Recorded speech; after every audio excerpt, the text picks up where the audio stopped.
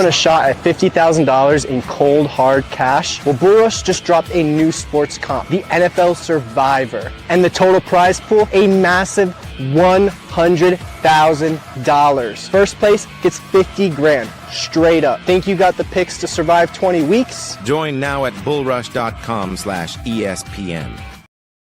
Right here on Fitz the Bill on 106.1 ESPN Richmond. I'm Jack Fitzpatrick, live in studio. Alan alongside from the Bull Rush Studios as we are back. After being out of the studio last Thursday and Friday, it feels good to be back here in the home Bull Rush Studios. You can watch on our stream, Twitter, Facebook, and YouTube. As always, just type in ESPN Richmond. We'll pop right on up, and you can watch Fitz the Bill live over there. And, of course, if you're listening on radio, 106.1, or the ESPN Richmond app. Appreciate you getting your day started with us right here for a great week, because we've got two editions of Fitz the Bill on the road presented by Schilling and Esposito Law Firm coming this week. Today, it's ODU. We head down to Norfolk. Technically, we did earlier last week at ODU Football Media Day. But we went down on the road. We went to ODU. We got some interviews. We chatted with some guys. Colton Joseph included, the quarterback for the Monarchs heading into the season. So our full ODU Fitz the Bill on the road will be coming in hour number 2. And we've also got a fantastic week coming up as well. Richmond's head coach, Russ Huesman, will be joining tomorrow. We've got 8:04 high school football previews continuing right along on Wednesday with the associate head coach of LC Bird, head coach of Manchester as well, and working to secure a couple more here in game week as the high school football season kicks off on Thursday and Friday around the area. And later on this week, we've got Duke from Graybos joining to get you set for college football week 1 and look ahead to week 1 of the NFL season. So a fantastic week set for you right here on Fitz the Bill. And today we want to hear from you, 804-327-0888. You can call that number, you can text that number, and you can let us know all of your thoughts after the weekend that was in the college football world, in the preseason world. So much happening over the weekend. Tommy Fleetwood gets a win finally after his 160th or 130th plus some odd start. He finally gets a win. But before we get to any of that, we want to let you guys know that ESPN Richmond and Fitz the Bill, proud to be a sponsor for the Virginia Council of CEOs Fall Leaders Conference on September 25th, a month from today.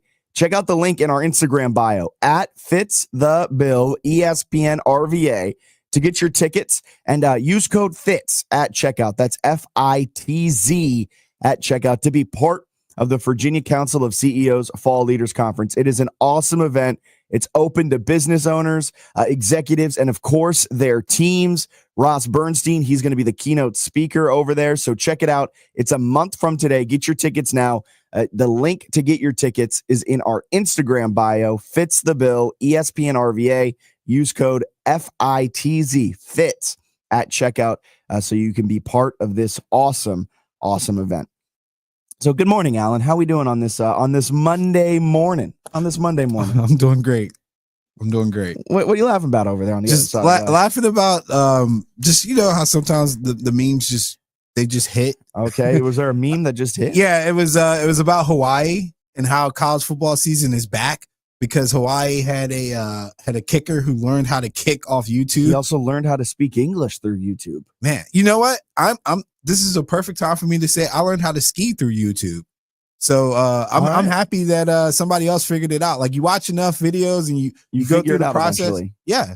Like seriously, I did the bunny slopes, but I was teaching myself through YouTube videos and then I got it. Like my cousins can verify. My one cousin snowboards and I told him I was learning through YouTube and he laughed at me. But then we went to Wintergreen and he was like, wow, you actually taught yourself. You're going down the slopes as you're holding your phone, watching. Okay. No, I did it in the safety of the living room. But ironically, 2 weeks later, I tore my ACL playing football. So I can't even ski anymore. Yeah, you gotta hang up the skis, man. Yeah. You gotta hang up the skis. I've never gone skiing nor snowboarding.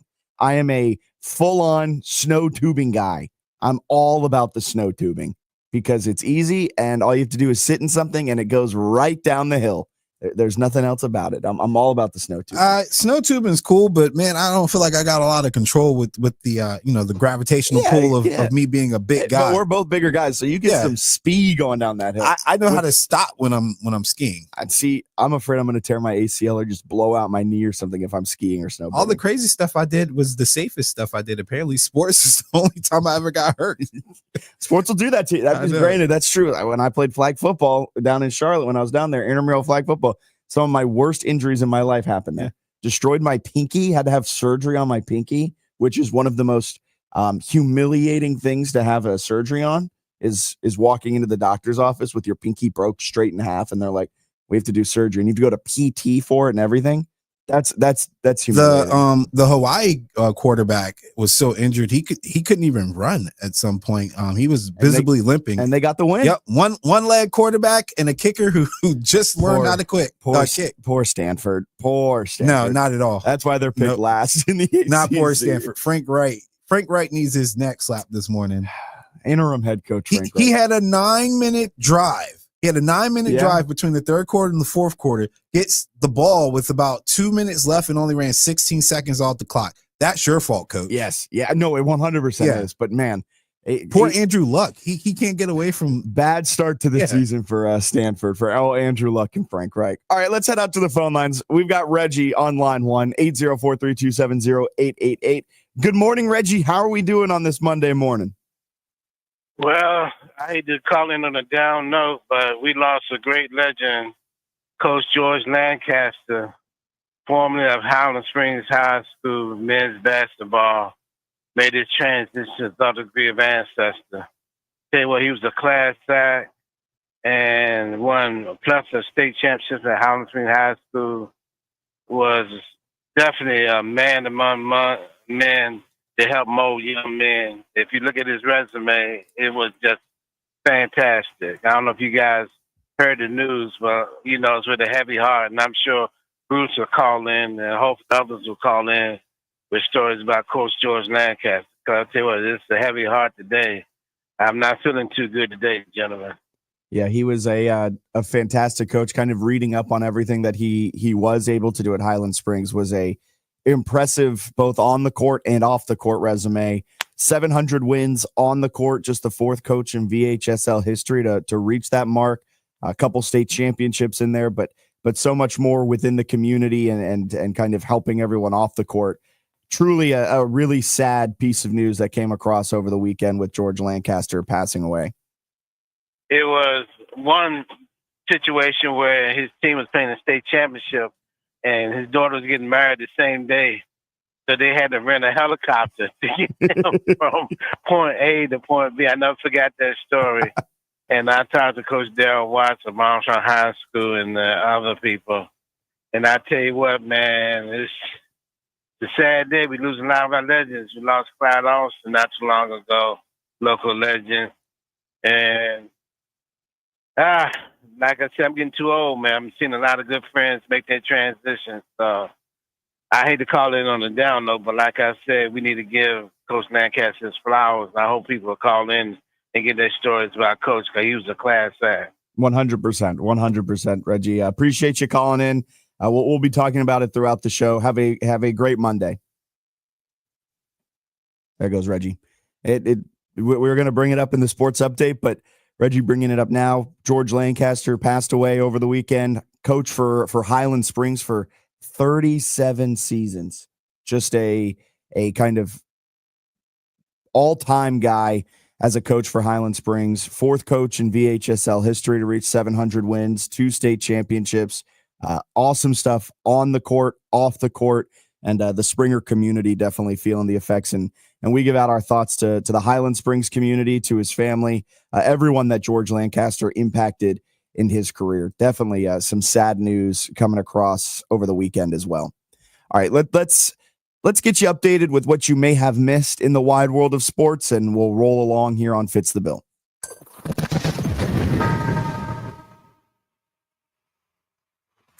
This is your Fitz the Bill morning update, getting you caught up on some of the biggest stories in sports. So Tommy Fleetwood finally wins. The Englishman nearly missed out on countless PGA Tour wins, but finally broke through to win the Tour Championship. He posted 2 under 68 on Sunday to finish 18 under par, and he took home a 3-stroke victory.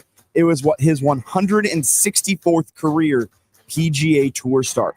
At Daytona in the NASCAR Cup Series regular season finale, Ryan Blaney secured the win, driving from P13 with 2 to go to the win. Because there was no new winner in the race, Ryan Blaney had previously won this season. It allowed Alex Bowman to sneak into the playoffs based on points. So now the playoff bracket is set and we roll into the round of 16 beginning this weekend. Shiloh Sanders was ejected in the final preseason game for punching a Bills player. The following day, the safety was waived from the Bucs, and in a subsequent move, his Canadian Football League rights were exercised by the Toronto Argonauts, which coincidentally also controlled the CFL rights of Shedeur Sanders. Now, the only way Shiloh will end up north of the border is if he isn't claimed on waivers and isn't signed to a practice squad, which seems very, very likely. One of those two things will happen for Sanders, but it is an interesting note, just something to monitor. We had some QB trades yesterday and QB movement as the Minnesota Vikings signed Carson Wentz as a veteran backup to J.J. McCarthy. The Vikings then traded Sam Howell to the Eagles. The Eagles sent a 5th rounder in this year's 2026 draft and a 2027 7th rounder. The Eagles got Sam Howell and a 2026 6th rounder. In addition to that trade, the Eagles made 2 others yesterday. Philly sent offensive tackle Darian Kennard to the Packers. They got a 2027 6th rounder back, and the Eagles acquired tackle Fred Johnson for a 2026 7th rounder. So a lot of moving and shaking for the Eagles front office yesterday. Not a restful Sunday for Howie Roseman and company. In the MLB, Cal Raleigh, also known as the Big Dumper, made history. In the Mariners' massive win over the Athletics, Raleigh destroyed 2 home runs, his 48th and 49th of the season. It sets a single season record for catchers. Cal!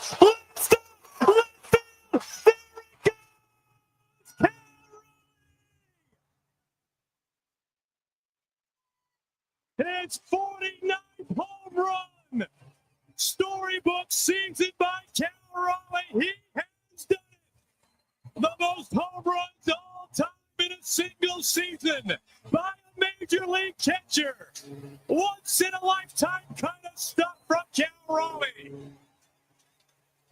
In local news, Friday night, Darius Gray announced his commitment to South Carolina. The 5-star offensive lineman was the #1 recruit in Virginia, the #1 interior offensive lineman in the class of 2026, according to 247 Sports.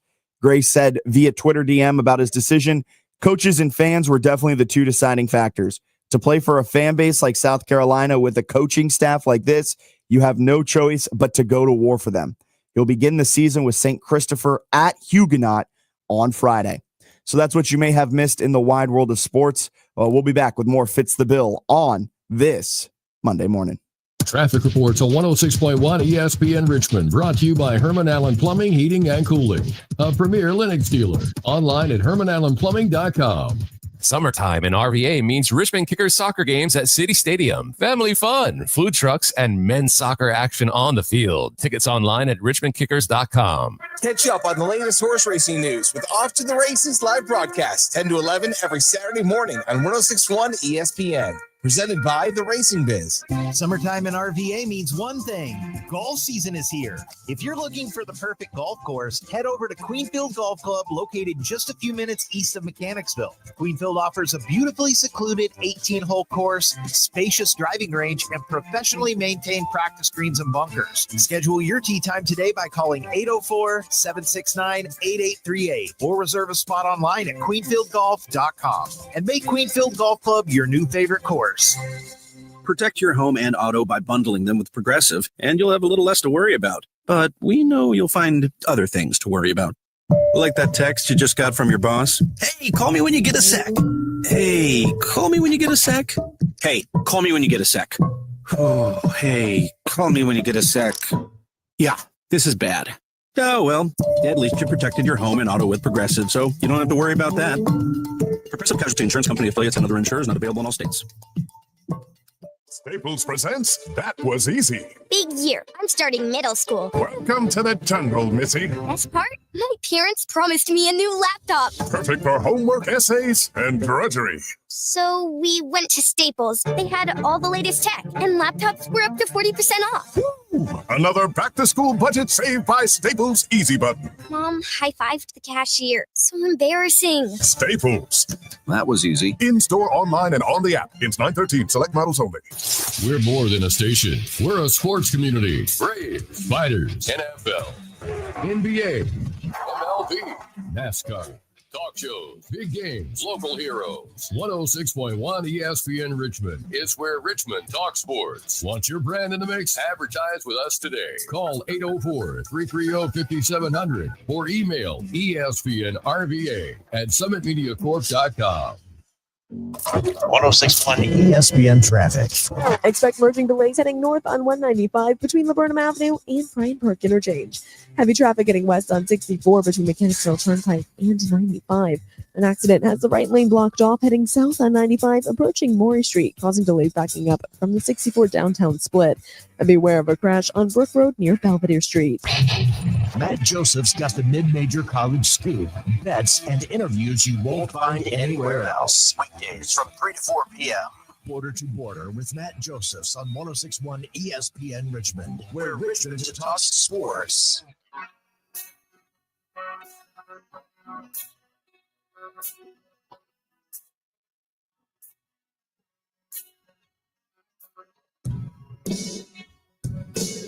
Welcome back in. Fitz the Bill on this Monday morning. I'm Jack Fitzpatrick. Alan alongside here on 106.1 ESPN Richmond. Coming up, we've got News or Snooze, and we've got Fitz the Bill on the road presented by Schilling and Esposito coming up in hour number 2 as we have conversations with Colton Joseph, Zach Barlev, as well as Mario Thompson and Mario Easterly. So a loaded hour number 2 as we preview everything you need to know about ODU starting at around 9 a.m.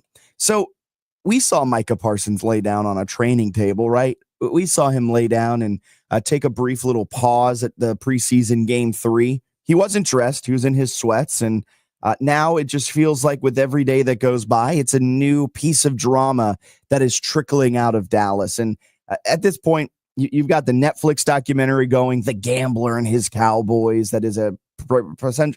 Now, I'll tell you this, Alan. I'll tell you this. It's a darn good documentary. But it's also a puff piece for Jerry Jones. It's 100% a puff piece for Jerry Jones. So you got all that going on. You've also got what's going on off the field with Micah Parsons. And with every day that goes by, it feels like the Cowboys are just incapable of not having some sort of drama. Because just to kind of give you the quick synopsis of what happened, Micah Parsons, dressed in sweats and a beanie, was the only player not dressed in a jersey on preseason game 3, and he laid down on a trainer's table for a moment during, I think, the third quarter, sometime in the second half of that preseason game. Who cares? This was blown out of proportion, and Brian Schottenheimer is saying that I need to figure out what he was doing and why he was doing it. Until I talk to him, I'm obviously not going to talk about it. Well, he kind of is talking about it, but I just do not understand why we care, because the dude is in the middle of a very intense contract holdout. He could go the route of Terry McLaurin, right? And not even show up to the preseason games. But I personally respect Micah for showing up and showing that respect for his teammates by even being there, because he doesn't have to be. Terry McLaurin has gone the route of completely taking himself out of the team. And now it's forcing Schottenheimer, though, to talk about this. And Schottenheimer at this point really should be fully focused on the team that he has and the team that is dressed and everything that is happening between the white lines, and not giving Parsons the time of day, because and not out of a disrespect to Micah Parsons, but rather to focus on the matter at hand, which is Shotty is going into his first season as an NFL head coach. Leave all of this off the field stuff with Micah. Leave it to your general manager, to your owner, to your president, to Jerry Jones, because his moves and his lack of business sense have led us to this point. So let Jerry handle this. And the players don't care. the players aren't focusing on Micah laying down. So why should the coach, when they are worried about winning games in a week and a half? The players understand it. The players don't want to get involved in another player's business. You don't start policing another player's wallet. And the teammates, the other Cowboys, understand that Micah is going through a massive situation that is a matter of generational wealth. The Cowboys, that feels like always focusing on the wrong things.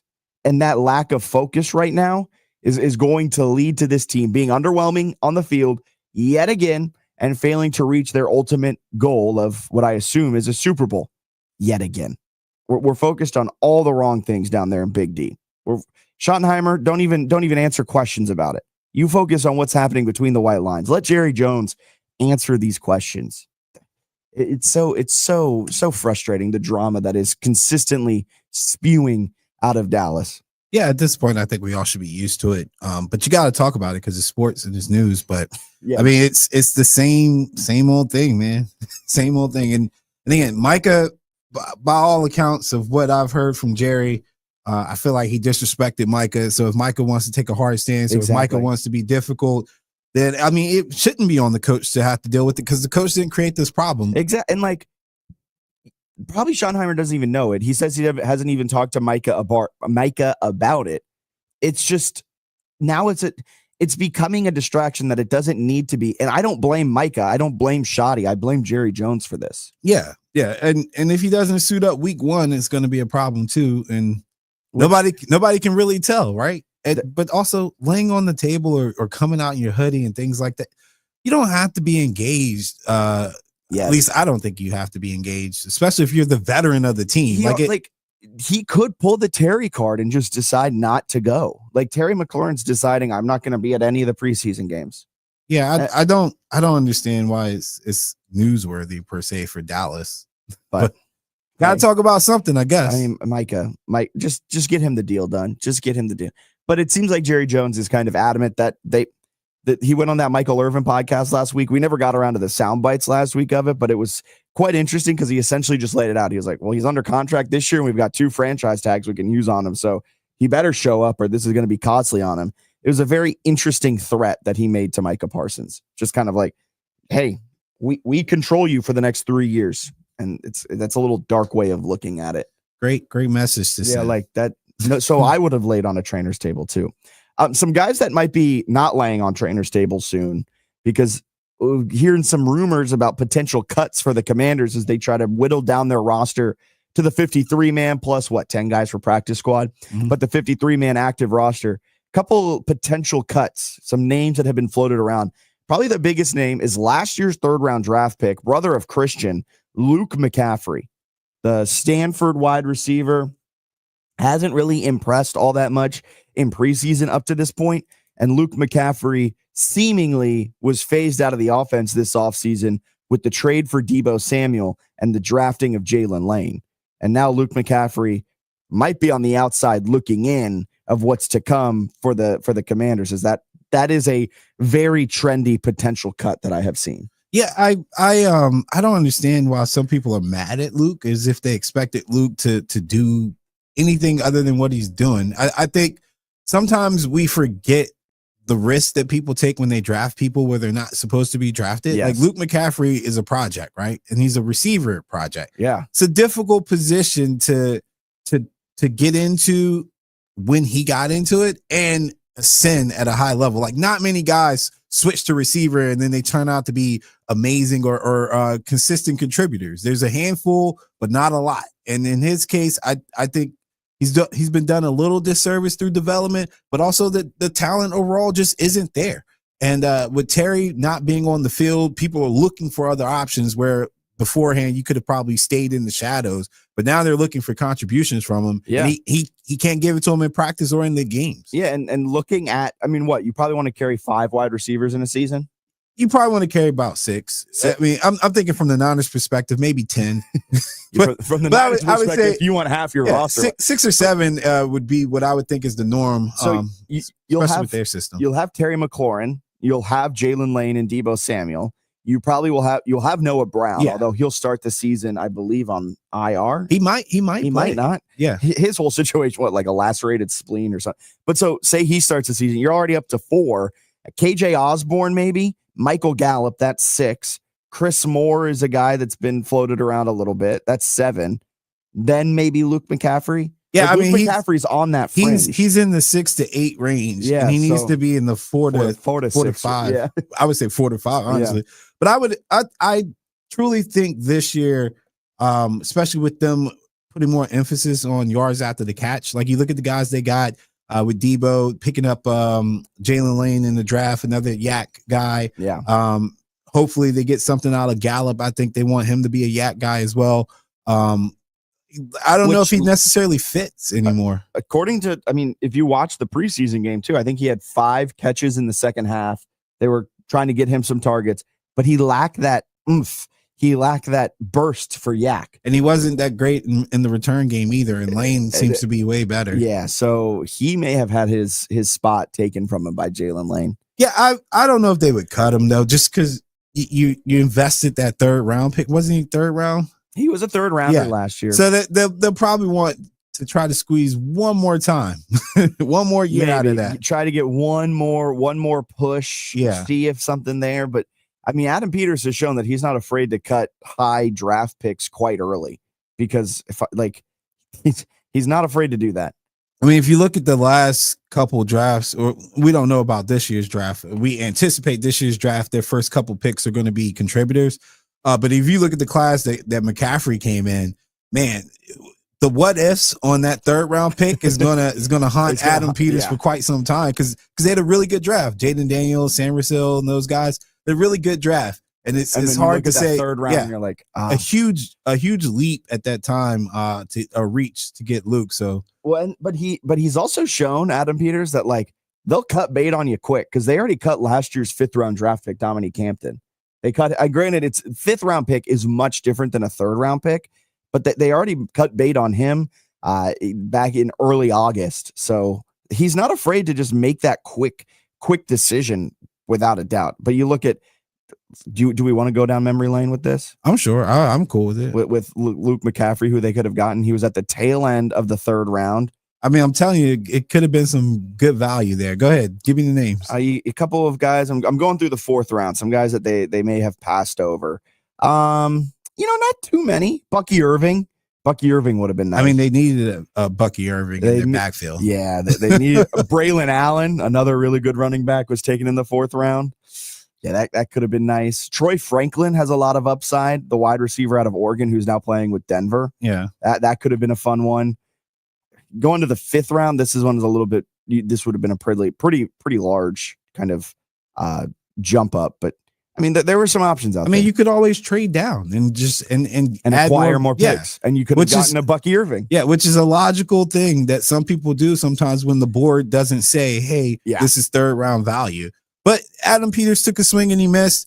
I think sometimes we forget that Howie Roseman drafted Rager over Jefferson and DK Metcalf. Yeah, so we all make mistakes along the way. This is probably his mistake. Is not as egregious as Jefferson and Metcalf missing out and getting Rager. Yeah, you don't hit 100% when you're a GM. Another name that's being floated around is Richmond product Cleveland Farrell. The Von Miller signing may have kind of pushed him out a little bit by bringing Von Miller, slotting him above him. I don't know if I agree with people anticipating he'll get cut. I think they need that rotation and depth at that position.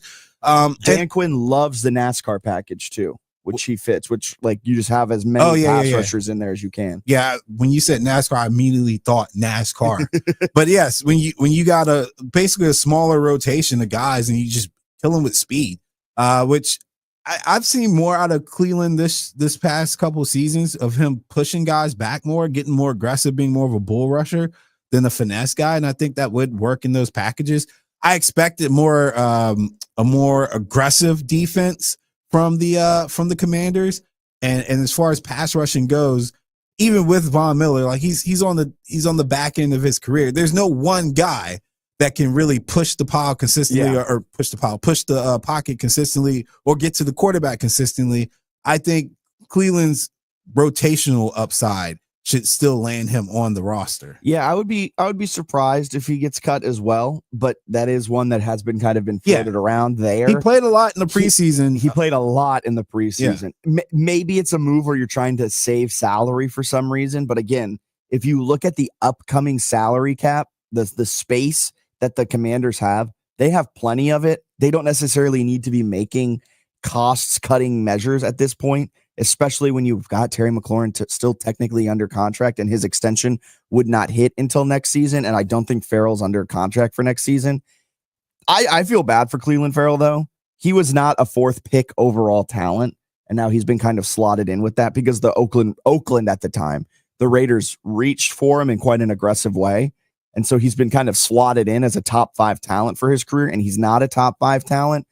If he can settle in and finish out his career in a good way, like over these next couple of seasons, could have a solid end of the year. And I think what hurts him too is Dietrich Wise has been standing out a little bit when he's on the field. Yeah. Like I know where he's at, which is saying a lot because I'm not out here looking for Dietrich Wise, but like same with Johnny Newton. That's why I like the Johnny Newton pick when they got him when he was at Illinois. He stood out. Yeah. Even though you're not looking for Johnny Newton, you know he's there though. It's the same way with Wise. Like he's been playing his role. He's been getting pressures and he's been looking like the more consistent edge rusher. And so that kind of hurts Cleveland as well. I think at the time when he was picked at 4th, it made sense. Like you think so? Well, because you're looking at the way he's built and people instantly think like edge rushers like Javon Curse and things like that. They were expecting more of an athlete, more of a dominant presence from the edge. I think a lot of his issue has come just with, again, poor coaching more so than anything. Like the talent is there, and I think the Commanders are doing the best that they can to bring it out. But as far as like where he was in Oakland and whatnot, I don't think the Raiders did a good enough job of developing him. They did a great job with Max Crosby, but I mean, it took a couple Cleveland Farrells to get to Max Crosby. And Max Crosby, again, came in with a lot of talent, but like I said, I feel like the investment or at least him responding to the coaching has been better than what happened with Cleveland Farrell. Yeah, and you look at Cleveland Farrell, I don't expect him to get cut because Dorrance Armstrong, Daron Payne, Javon Kinlaw, Von Miller, you got those 4, and then outside of that, like you got Johnny Newton, Dietrich Wise. Cleveland Farrell's right there. Yeah, and I don't think they're going to go, we're only going to have 6 guys because you mentioned it. The depth, they like big wholesale changes. The NASCAR package, you want to keep guys as fresh as they can. I mean, they'll probably go at least 2 deep at every position at both defensive ends, both defensive tackles, and then probably have a couple guys on the back end on the 3rd string that can slot in as well, just to keep the guys fresh. And Kinlaw, Payne, and Newton are just they're interior guys. They're going to be your 3 techniques more than anything. So you got Dorrance Armstrong, Von Miller, Dietrich Wise are your 3 edges. Yeah, and Cleveland Farrell, you want 4, you want 5 probably, maybe even 6 edges. And so yeah, I mean, again with Armstrong, there hasn't been a ton of production. That helps Cleveland Farrell as well. Like there's not an argument, in my opinion, to have him not on the roster if you're the Washington Commanders. And if your argument is, well, we picked up Von Miller, then I'm really going to side-eye you because Von Miller, again, is on the back end of his career and he had a significant lower body injury. Hasn't played a lot in the last 2 years. It's usually a sign of drastic decline in production coming. Yeah. All right, let's get a break in here. We'll step aside. We'll update you throughout the week on whoever the Commanders may or may not cut and other notable cuts around the NFL because by the end of this week, or actually by tomorrow, they will have to be down to 53 men. So we'll see a flurry of cuts over the next 24 hours, and we'll keep you updated with everything that comes across the wire right here on Fitz the Bill and 106.1 ESPN Richmond. We'll take a quick break. On the other side, news or snooze, everyone's favorite. I mean, it's the segment that all of Richmond is talking about, the entire 804. They've said, I've heard it. I walked into a bar and I heard people whispering, when Alan started saying the headlines, things really took a turn for the better. It's an upgrade. Yeah, it's a massive upgrade. And so it's the talk of the town. It's the biggest thing happening since sliced bread. That's coming up on the other side of the break. Protect your home and auto by bundling them with Progressive, and you'll have a little less to worry about. But we know you'll find other things to worry about. Like that text you just got from your boss. Hey, call me when you get a sec. Hey, call me when you get a sec. Hey, call me when you get a sec. Oh, hey, call me when you get a sec. Yeah, this is bad. Oh, well, at least you protected your home and auto with Progressive, so you don't have to worry about that. Progressive Casualty Insurance Company affiliates and other insurers not available in all states. Staples presents That Was Easy. Big year. I'm starting middle school. Welcome to the jungle, Missy. Best part? My parents promised me a new laptop. Perfect for homework, essays, and drudgery. So we went to Staples. They had all the latest tech, and laptops were up to 40% off. Woo! Another back-to-school budget saved by Staples Easy Button. Mom high-fived the cashier. So embarrassing. Staples. That was easy. In-store, online, and on the app. Ins 9/13. Select models only. Looking for a neighborhood service station that can provide premium fuel for your car, auto repairs, and friendly advice? Stop by the family-owned Bon Air Shell, 8762 West Huguenot Road. Protect your home and auto by bundling them with Progressive, and you'll have a little less to worry about. But we know you'll find other things to worry about. Like that text you just got from your boss. Hey, call me when you get a sec. Hey, call me when you get a sec. Hey, call me when you get a sec. Oh, hey, call me when you get a sec. Yeah, this is bad. Oh, well, at least you protected your home and auto with Progressive, so you don't have to worry about that. Progressive Casualty Insurance Company affiliates and other insurers not available in all states. Staples presents That Was Easy. Big year. I'm starting middle school. Welcome to the jungle, Missy. Best part? My parents promised me a new laptop. Perfect for homework, essays, and drudgery. So we went to Staples. They had all the latest tech, and laptops were up to 40% off. Woo! Another back-to-school budget saved by Staples Easy Button. Mom high-fived the cashier. So embarrassing. Staples. That was easy. In-store, online, and on the app. Ins 9/13. Select models only. Wrap up your workday with Matt Josephs and Bob Black from 3 until 6 p.m. Live interviews, breaking news, and real talk about Richmond sports. Your business can be part of the conversation. Own the afternoon on 106.1 ESPN Richmond, where Richmond talks sports. Call 804-330-5700 or email espnrva@summitmediacorp.com. Weather reports on 106.1 ESPN Richmond, brought to you by Herman Allen Plumbing, Heating, and Cooling, a premier Lennox dealer. Online at hermanallenplumbing.com. 106.1 ESPN weather. It's currently 71 degrees, but feels like 77 with a low today of 68 and a high of 84. We're seeing some clear and sunny skies this morning, expected to continue all day, with high humidity in the morning dropping off around noon. Start your day with Richmond's sharpest sports mind, Jack Fitzpatrick, host of Fitz the Bill. Get the facts, the passion, and the real sports talk you deserve. Weekdays from 8 to 10 a.m. on 106.1 ESPN Richmond, where Richmond talks sports. News or snooze. Debatable on that sharp mind promo. Just wait for it. Just wait for it. The sharp mind's on display right now. I'm ready. All right, news or snooze, baby. Looks like it's a mixed bag of college football and NFL. First, Bryce Underwood set to start for Michigan. Newsworthy. Very newsworthy. Gotta hit the button. There we go. There we go. Although this has been kind of known for quite some time, it is newsworthy that it's officially official and that a true freshman is starting for Michigan for the first time since Tate Forcier in 2009. Am I pronouncing that last name correctly?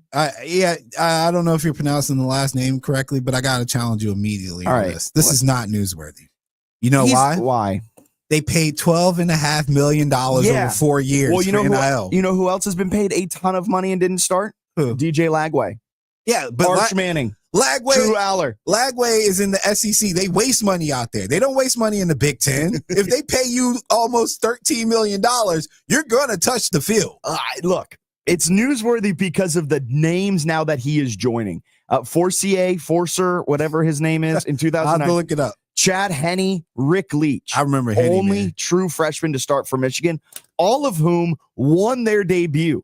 He beat out Mikey Keene, was a Fresno State transfer in a battle, and their incumbent starter had a leg injury, I think a lower leg injury in their bowl game. Right? Well, no, not bowl game, or end of season sometime at the end of the year last year. So he wasn't even ready. And you're right. This has been expected. When you give a kid $12.5 million, when he's coming in as this one of the most highly touted recruits we've ever seen, it's expected that he's going to be the day one, week one starter for the Michigan Wolverines. But still, this is a historic program. A Big Ten wants to be power. They're coming off of a national championship back in 2023? Well, because they had a bad year last year. Yeah, last year, but they're only 2 years removed from their national they're okay. But what has Sharon Moore done for me lately? I mean, Sharon Moore has been righting the ship. All things considered, he's taking on hits that ain't even his. That's true. That's true. I gotta throw my man an olive branch on that one. Be nice to him a little. Yeah. You can throw that olive branch. In the Sharon Moore era, at least they beat Ohio State. But look, it means a lot that Michigan is starting a true freshman. And I get it. You said it. A lot of money thrown at him. But the fact that he is just now the fourth true freshman to ever start a season for Michigan is impressive. And there is a long history of Bryce Underwood being a great true freshman starter because he won the job in high school as a true freshman, then led his team to a 38-game winning streak in high school. That sounds pretty fun. I have high expectations. He's a big dude too, man. He's like what, 6'4", like 230 or something? Yeah, like woo. And the only way is up for Michigan. Did you know how bad they were at passing the football last year? Yes, of course I know. I watched a lot of their games. Look, I knew they were bad. It was really bad. I did not know they were that bad. If you want to know how bad they were at passing the ball, go back and watch, I think, the game against USC. The only teams worse than Michigan in passing the football were the service academies. Yeah. They ranked with 130th out of 134 teams with 129 passing yards per game. 129. This is the year of our Lord and Savior, 2025. Yeah. I mean, I'm telling you, man, it was awful last year. But so I'd say it's newsworthy. It is newsworthy that a true freshman is making his start for Michigan, just the fourth ever true freshman, despite it already being known. Now that it is officially official, that's pretty newsworthy. All right, got a bonus question. How many weeks under 5 before he gets Denard Robinson comps? Oh. Which I think would be disrespectful, but it's got to come up. Over, because I don't think he'll get him. All right. We'll see. We'll see. I was going to say, I don't think he should get him, but I just feel like that's going to be the go-to. It will be for a lot of reasons. I don't think he'll get him, though. Over week 5. All right, headline number 2. Rocco Beck stars in Iowa State's win in Ireland. Newsworthy. I love Iowa State.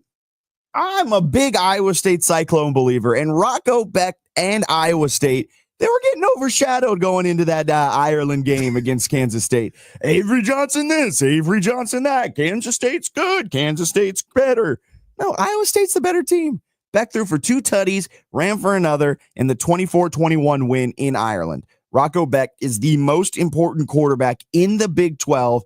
Iowa State has a great chance at winning the Big 12 because of their signal caller.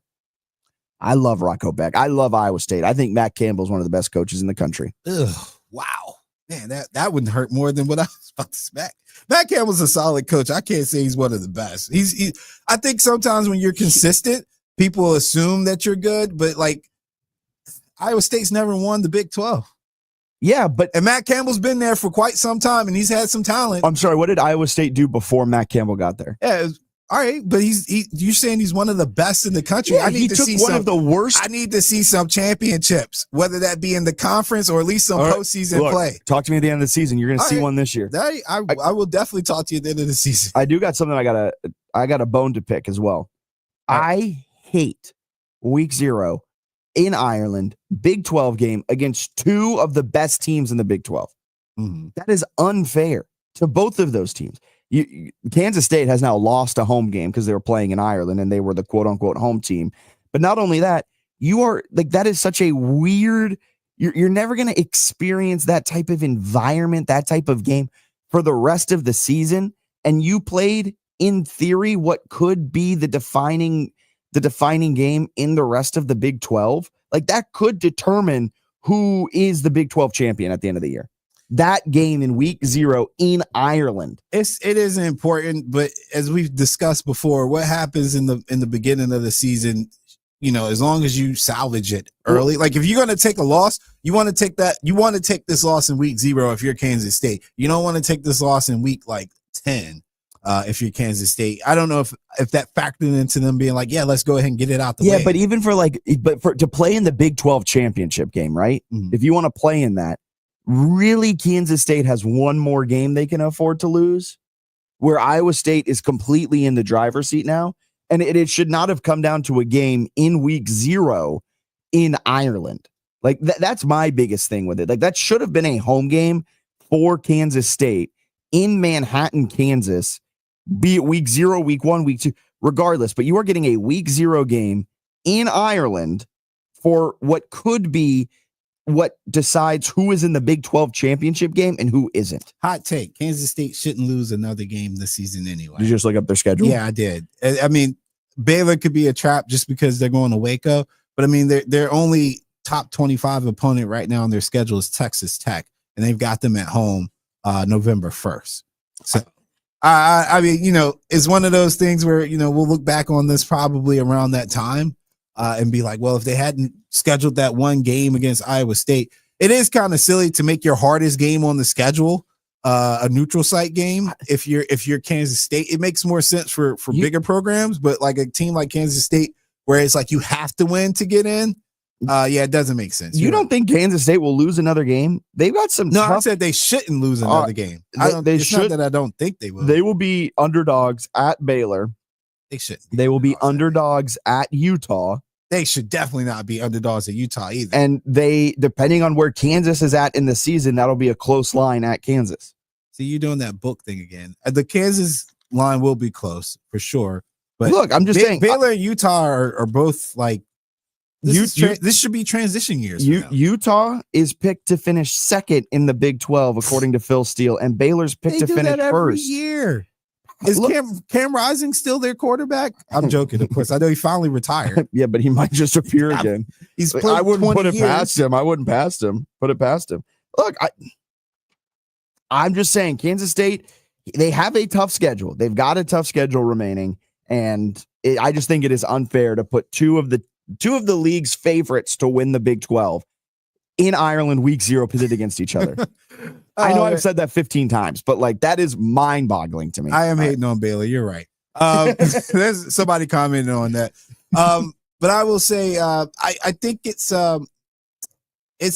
debatable if Rocco outplayed Avery. I think Kansas State left a lot of like the thing about Iowa State. You talk about Matt Campbell, the consistency. They do the little things right? They don't do a lot of turnovers. They don't beat themselves a lot.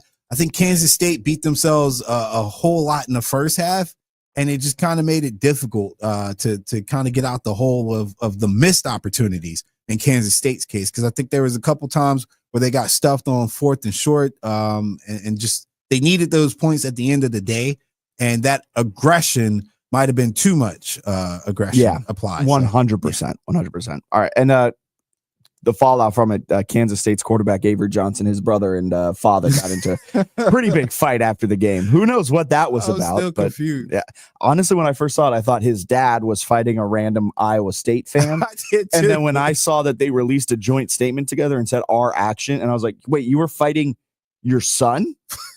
Your son after your other son just played what?" The Guinness was flowing a little too, but Guinness is only like 4%. 4% alcohol. What are we doing, guys? Nobody else is out there fighting. Yeah, because Ireland, the Irish know how to handle their Guinness. That was pretty good. I should do that more. All right, man. Headline number 3: Shedeur Sanders expects Browns roster spot despite struggles. Snoozeworthy. Mainly because I would freaking hope so that he thinks he can make the roster. Of course, duh. Also, he should make the roster. Andrew Berry said earlier on Saturday that, keeping 4 quarterbacks is not much of a decision. We have a room that we like all the guys in there. We don't really see that as a problem. We see it more as an opportunity. So the Browns may even take 4 QBs into the season. Yeah. So it looks like that is the plan. They cut Huntley. Yeah. And Pro Bowl quarterback, man. And Shedeur did the whole social media post thing, so I guess there's no backtracking. Even Stefanski was on trial for how he's treated Shedeur. Look, thank you for saying that. Stop. We need to stop with that. What?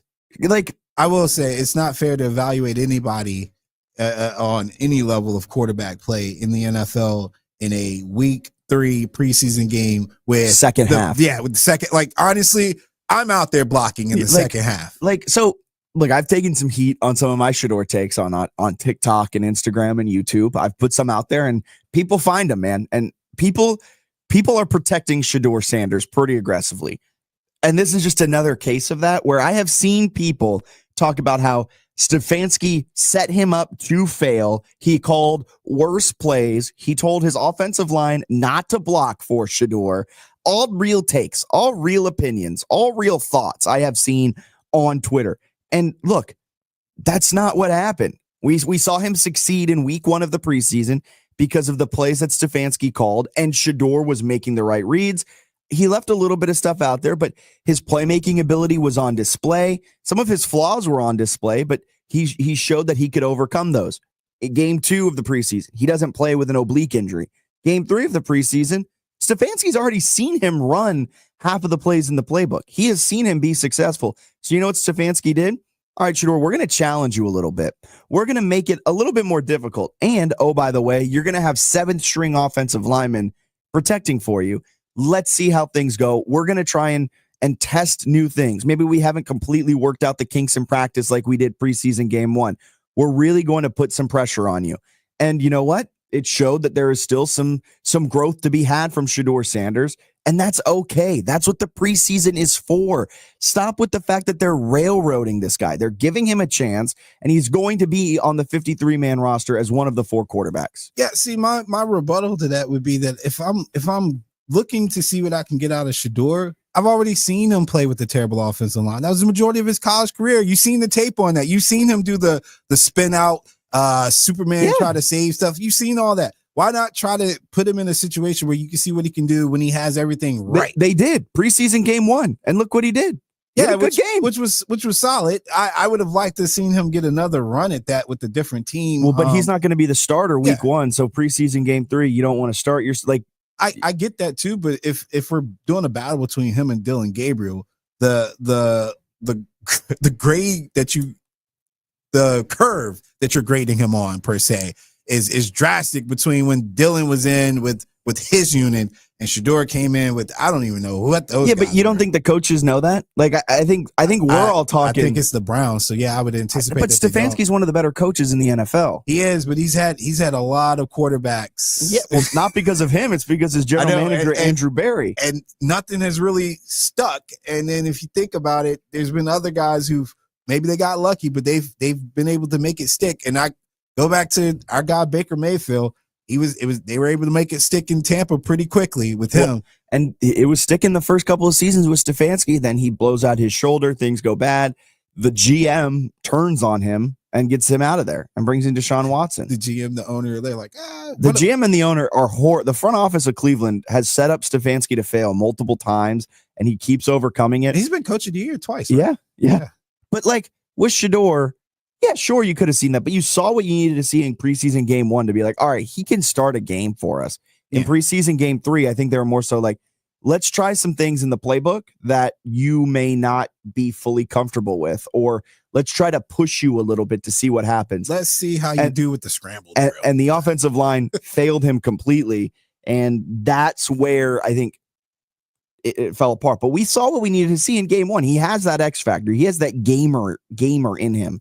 And people saying that the NFL and Stefanski are trying to railroad Shedeur Sanders, I think that's a bunch of malarkey. Yeah, I'm not sure if I can do a deep dive into that. They're sabotaging him, but especially after I saw them let the kid go on 4th and 3 in that first preseason game with the empty set. Like, they wanted him to throw the ball. Yeah. So I don't think it's as egregious as people are making it out to be. I think what it boils down to is that Stefanski, the head coach, was just calling more difficult plays to test Shedeur. He saw him succeed in game 1, saw what he can do when it's a pretty vanilla approach with a good offensive line.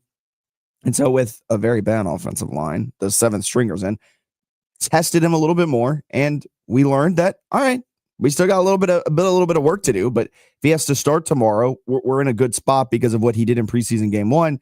And also the battle between QB3 or QB4 is something that will be raging on each week in practice, because I mean, we know that Joe Flacco's QB1 and Kenny Pickett's probably going to be QB2. And then it's going to be Dylan Gabriel and Shedeur. I think Gabriel might be QB2 just because Kenny Pickett hasn't played. Yeah, but Dylan Gabriel's 5'2". Yeah, but it doesn't seem like it's phased phase the Browns from drafting him or anybody else that they watch really play. They seem to really like Dylan Gabriel more than like the rest of the world. It's like I didn't watch him for 6 years in college. I feel like it was like a little sarcasm, 7 sarcasm years, there. 8 years, 9 years. It was quite some time. He was UCF. There's another stint, and then it was Oregon, right? I can't remember where he went between UCF and Oregon. It Oklahoma? It might have been, it might have been Oklahoma. Yep. And then Arnold ran him out, and then he went to Oregon. So yeah, like I mean, I feel like there's enough tape to evaluate what you're getting with him. Just like in Shador, both of them are talented enough to have at least some reps in the NFL. So I think that's what the Browns were looking for. They got that answer. It's on to the next phase, which is transition to the future, I guess. Look ahead and figure something out because Deshaun Watson. We're done with Deshaun, and I'm pretty sure the Browns are saying that too.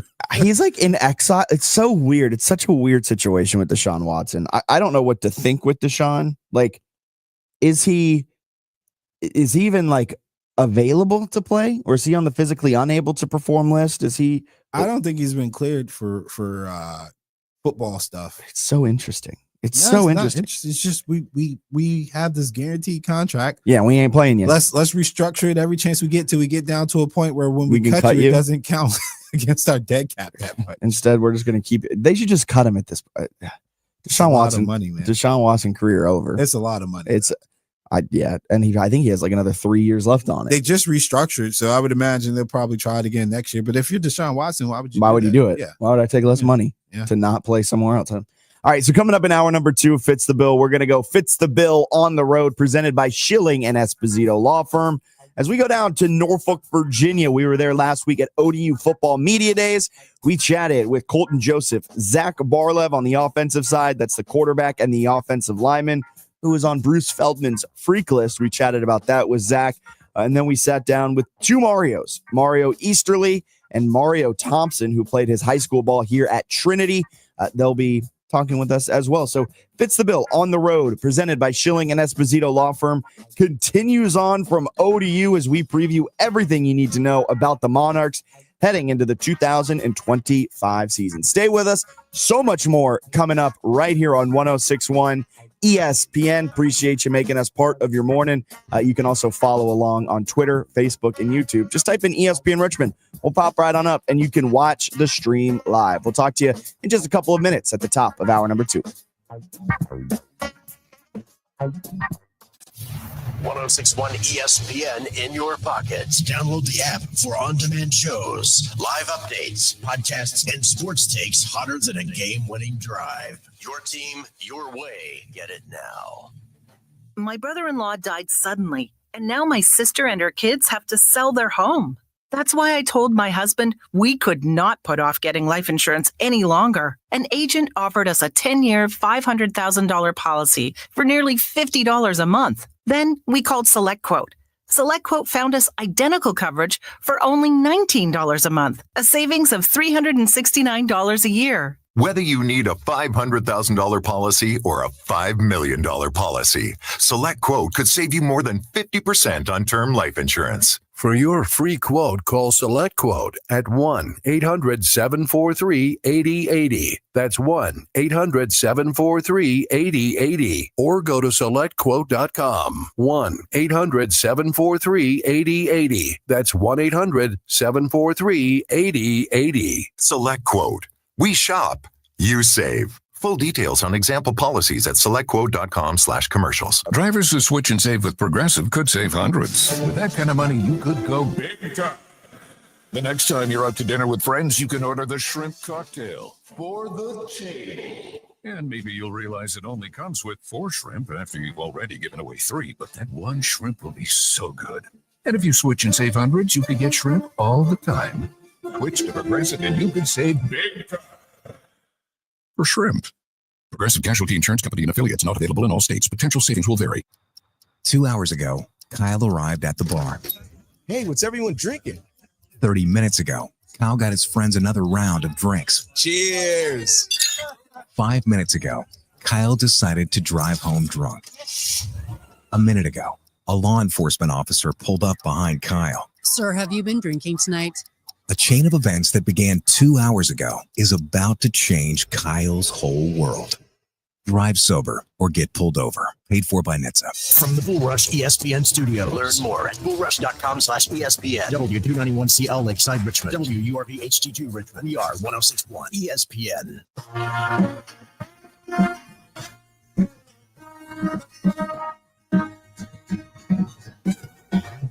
You're listening to the second hour of Fitz the Bill on 1061 ESPN.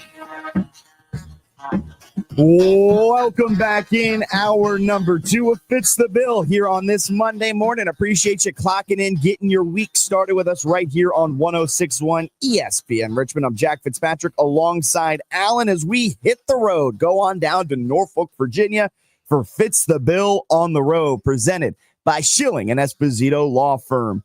Schilling and Esposito personal injury attorneys. Check them out at schillingandesposito.com or give them a call, 804-320-0950.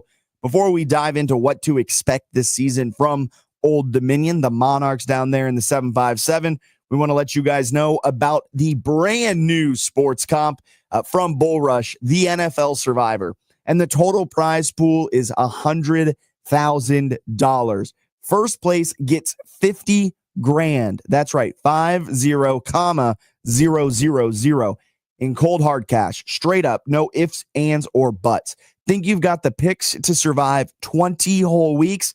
Join now at bullrush.com/ESPN for your shot at $50,000 in cold hard cash. So, Fitz the Bill. It hits the road going down to Norfolk. And down there in the 757, we got a couple of teams, actually. Norfolk State as well, as they've have some high hopes in the MEAC this year with new head coach Michael Vick.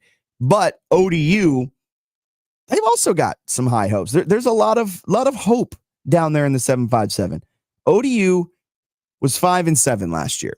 They were 4-4 in Sun Belt play. After a pretty good start in Sun Belt play, they were 3-1. They actually rattled off 3 straight wins in Sun Belt play at Georgia State, home against Texas State, and home against Georgia Southern. One of those they were able to pull off as a 10-point underdog, ended up winning by 10 points. It looked like after a really rough start in non-conference play where they went just 1-3, losses at South Carolina, home against East Carolina, home against Virginia Tech, and a win at Bowling Green. After that rough non-conference start, it looked like they may have turned the corner in Sun Belt play and we're going to start rattling off some wins. But they finished out the season with a tough stretch with losses at App State, home against James Madison, home against Marshall, but did win their season finale at Arkansas State. Did not make it into a bowl game with that 5-7 record. And their last bowl game came in 2023, where it was a 38-35 overtime loss in the famous Toastery Bowl against Western Kentucky. But a couple of things did go right for him last year. And what went right is those 4 games, or 5 games, I should say, weeks 4 through 8, where they went 4-1. It had their comeback win against Bowling Green. It was a 30-27 win. That's when we saw kind of the promise of Colton Joseph. He came in for an injured Grant Wilson. He led them to the comeback, and he took over the starting position, never relinquished it for the rest of the season. When they were in rhythm, they went 4-1 with some big wins. They had a massive win against Georgia Southern, where they absolutely blew them out of the water, 47-19. And that team looked a lot better when Colton Joseph was slotted in at quarterback. And he led the comeback, took the job, and was one of the most electric quarterbacks in the Sun Belt once he started. There's the things, though, that went wrong with ODU, their lack of consistency. And it started with Colton Joseph, because he was he was the worst rated passer last season, according to PFF. But he was one of the best runners. He was a top 2 runner in the Sun Belt, according to PFF. And his lack of consistency at times is what kind of threw the offense off schedule, off the rails later on in the season. And turnovers were killer for that ODU team, kind of top to bottom. They're 7-0 over the last couple of seasons, They are 7-0 when they do not turn the ball over whatsoever. And when they did turn the ball over, things went off the rails pretty quickly. Now, in 2025, they do return a couple massive pieces, including that quarterback that we've talked so much about. Colton Joseph is back for ODU. And that was a big keep, because what he brings to the team in terms of dynamism on the ground is something you can't just find out there. You can work with the passing part of it. He has something you just cannot coach on the ground as a rushing quarterback. You've also brought back Zach Barlev, who transferred in ahead of the 2024 season, was a really strong offensive lineman in 24, and now was named to Bruce Feldman's freak list heading into this year, and is expected to be the true anchor for this offensive line. And you bring Jason Henderson back, one of the best linebackers, not just in the group of five, but one of the best linebackers in the entire nation. He missed last year with, I think it was an ACL injury. They ended up sitting him. He used his redshirt year, and now he's back in 2025. This is a guy who could be a top 3 round, top 4 round NFL draft pick next year. Depends on how much the league is going to respect linebackers, but he is one of the best linebackers in the nation. He is a massive returner for Old Dominion for that defense. Their linebacking core on defense, that linebacking core looks lethal with Jaleel Colbreth, Jason Henderson, and then Mario Thompson is another guy that should be really solid this year. But that linebacking core anchored by Jason Henderson should be really good. Then they added a couple of guys, a Purdue transfer, a Benedict College transfer, which is Division II, K-State and Virginia Tech transfers along the offensive line, Logan Cox and Griffin Duggan. So that offensive line should be shored up a lot more and give Colton Joseph the necessary time to improve his passing. They did lose a couple of important players. Michael Flores, an offensive lineman, Will Jones, Jalen White. Jones was a safety. Jalen White was an edge rusher. But they replaced him pretty well, but they were not hit. It did not seem hit that hard in terms of losing key players. And now that brings them into this season where Ricky Ronnie, he's got a little bit more money. He's gotten a boost in that NIL funding. He said over the offseason that their president and that AD okayed a, quote, significant boost in name, image, and likeness funding that allowed the Monarchs to be competitive. They went out there, they got a couple big transfers, and they're able to retain Colton Joseph, probably the biggest part of this entire team. So they go into 2025 with dark horse expectations. They haven't necessarily been near the top of the Sun Belt East the last couple of years, ever since joining the Sun Belt in 2022, was it? I think it was 2022. And they've kind of showed flashes of being a good team. Heck, as a JMU alum, they have given JMU a ton of issues every time those two teams played. The unique offensive mind of Ricky Ronnie, of his offensive coordinator, Kevin Decker, it has given a lot of Sunbelt teams a lot of issues. But at times, they just haven't had the overall top-to-bottom talent that's necessary to win week in, week out in the Sunbelt. This season, led by, maybe I'm using the word dark horse a little bit too much, but Colton Joseph is a dark horse Sunbelt player of the year type of player. Paired with everything that they did on the offensive line, this offense should take a pretty big step forward. And the defense, anchored by Jason Henderson, one of the best defenders in the Sunbelt, one of the best linebackers in the nation. This is a team that has the makings to make a lot of noise this year.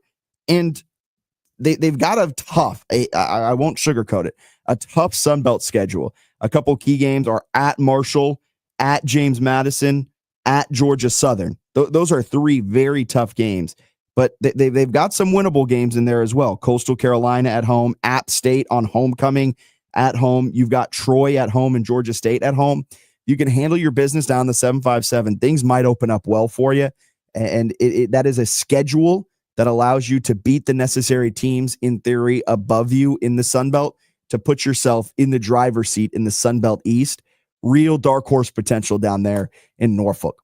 All right, let's get a quick break in here. Step aside. We'll be back. Zach Barlev, Colton Joseph. We sat down with them at ODU Football Media Day. We'll chat with them about what they expect in the 2025 season for the Monarchs. I can't believe how spotless my floors look after using the Swiffer Power Mop. No more dragging around a heavy mop and messy bucket. Now I get the same deep clean without all the work. Thanks to the powerful solution and scrubbing pad of the Swiffer Power Mop, dirt and grime don't stand a chance, and I don't break a sweat. Mic drop. I mean, mop drop.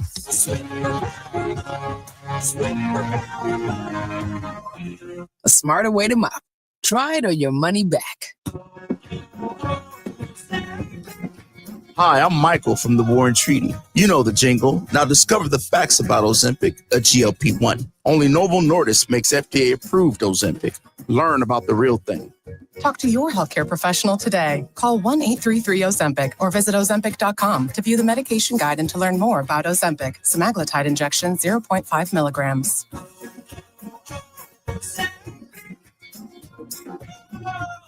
Traffic reports on 106.1 ESPN Richmond, brought to you by Herman Allen Plumbing, Heating, and Cooling, a premier Lennox dealer. Online at HermanAllenPlumbing.com. At East Coast Appliance, our customers mean everything to us. So we're giving back and having a huge Labor Day customer appreciation sale. Save up to 50% off new appliances store-wide. Special offers on dishwashers and laundry pairs and limited time 0% financing you won't want to miss. Always same day or next day delivery and install available. The Labor Day customer appreciation sale at East Coast Appliance. The best price or it's free.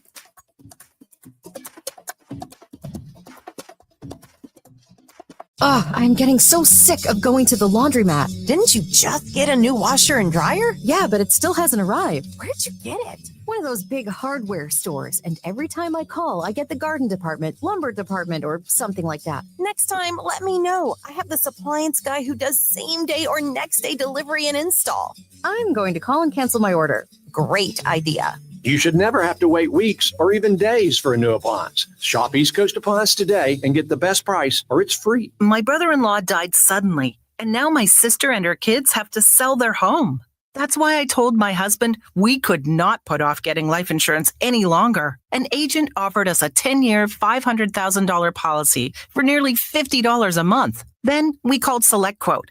SelectQuote found us identical coverage for only $19 a month, a savings of $369 a year. Whether you need a $500,000 policy or a $5 million policy, SelectQuote could save you more than 50% on term life insurance. For your free quote, call SelectQuote at 1-800-743-8080. That's 1-800-743-8080. Or go to SelectQuote.com. 1-800-743-8080. That's 1-800-743-8080. SelectQuote. We shop. You save. Full details on example policies at SelectQuote.com/commercials. Game on, Richmond. Crank up 106.1 ESPN for live play-by-play, blistering hot takes, and nonstop action. Your ticket to the hype. Stay dialed in. Fitz the Bill. On the road. If you ever catch eyes with a guy next to you at a red light, you got to race him. Fitz the Bill on the road, presented by Schilling and Esposito Law Firm. Rolling along. We caught up with Zach Barlev, one of the anchors on the offensive line for Old Dominion, heading into the 2025 season, about getting named to Bruce Feldman's freak list. And what's it like protecting a quarterback like Colton Joseph, who is so dynamic with his legs? This was our conversation with Zach earlier last week. Welcome back in. Fitz the Bill, rolling right along right here on 106.1 ESPN. I'm Jack Fitzpatrick, joined now offensive lineman Zach Barlev as he gets set for the 2025 ODU football season. Zach, thank you so much for taking some time. Thank you. So it's pouring down rain here on media day, and I think the sky's open right when you guys sat down. I asked Chris this, I asked Colton this. Is this a good omen for the football season? I hope. With this, I want to get this one out of the way because it's probably a question you've been asked throughout media day, but you get named onto the Bruce Feldman's freak list. How does that happen? Honestly, me personally, I didn't know what that was until I got named onto it. And I had a bunch of people like congratulating me, like, "Oh, congrats on this, congrats on this." I'm like, what are you guys looking at? Like, what am I missing? And it's like, then finally one of my coaches sent it to me. I was like, "What is this?" And he's like, "It's like one of the top 100 like freak athletes of college football." I was like, how did I make this on this? I mean, I know I'm like a really good athlete, but I didn't think I'll ever make it on like a list like this. So what's your 40 if you're a freak athlete? Are you running a fast 40 here? I think I could. I think my plan is to be under a 4.940. My plan is to be under 4.9. Yeah. That's my goal. That would be fast for an offensive lineman. That's my goal. I'm hoping. What are you at right now? No clue. We don't really test our 40s. I know I'm definitely under 5. I feel like right now I can definitely run a 40 under 5. I think if I ran a 40 right now, it'd probably be like an 8.2. It would be real bad. All right, let's focus in on the team you got this year. Last year, you guys led the Sun Belt in rush yards per game. How do you take that a step further and maybe lead the? I mean, I don't know how you take that a step further too much. You already lead the Sun Belt, but how have you guys gotten better this offseason as a unit on offensive line? Mainly our offensive line has been growing really well together. We returned 4 starters from last year, and we got a new guy named Brian Joyce he's really stepped in. It's like you didn't even feel like he's a transfer portal guy. He's played with this offense for 2 years or 3 years at Fordham, and he knows it really well. And he comes in, he's a great guy, really old, 7-year guy. We call him Grandpa all the time. He's just a good guy. We love playing with him. So with you guys, kind of as a unit, who has stood out outside of Joyce? Has there been anyone else that stood out for you? Mainly our receiver room they're a bunch of freaks out there. Like, I feel like from the spring and now, it's like they go up for a 50-50 ball, like Colt throws, and it's just like they just go get it. Like, and no matter what, they just go get it. They somehow just get wide open. They can read the cover of the defense and know what option route to take. And it's fun to see them play. So you mentioned bringing back 4 starters from last season. I think it was 2 seasons ago. You hardly had any starts returning, a little bit more last year. And now probably the most experienced offensive line with Coach Ronnie's tenure here at ODU. How important is that experience to having a successful offensive line? It's huge because without a good offensive line, if the offensive line has a bad day, the whole offense has a bad day. That's what's going to happen. If the offensive line can't do anything, running backs can't do anything, quarterback can't do anything. Having an offensive line that has 4 guys returning and a guy like Brian Joyce, it really helps just our offense have better days, and just having a better day, having a good day lets the whole offense have a good day. Zach, what's it like protecting a quarterback like Colton Joseph, who can kind of get you out of trouble? If you let your guy go by, you can kind of have faith that he'll find his way for a 10-yard gain. It is nice to have like, hey, I messed up. I missed my block here, or I just gave up a little too much, and having Colt just see him just run out behind you. It's like, oh, thank you, Colt. Thank you for not taking that sack. What's your offensive line? What's the right word? Not mindset, but if you had a word to describe this offensive line, what would it be? You're laughing when I'm asking this. I feel like there's some sort of backstory here. It's not just one word, but it's just run the ball. Run the ball, be hard, be physical, get under people, and run the ball. Are you going to get those hats that just say run the bleep ball? Yeah, I was wondering if I could say that. That's our main motto is run the bleep ball. That's our big thing. We have one in our O-line room, and anytime like our receiver or another like a tight end makes a really good block, we always go into their room during meetings and give them the hat. Do you so you let the tight ends in on the action? If they're good enough, you're like, all right, you guys can be part of the O-line crew. Yeah, we have amazing tight end crew. We always love messing with them because they're like, oh yeah, here's your blocking tight ends. Here's a hat. You become a blocking tight end. You're not gonna catch any more balls. Comes with the O-line. Do they take offense to that? Some do. Some want to be like receivers and be school skill guys. Some of them who want to like put the helmet on and go hit something, they're like, oh, they love it. Were you ever an aspiring tight end or an aspiring wide receiver and then found your way to offensive line begrudgingly? I mean, take this with a grain of salt, but I played quarterback in 7th grade football, so might have been the 3rd string quarterback, still was a quarterback at one point in my life.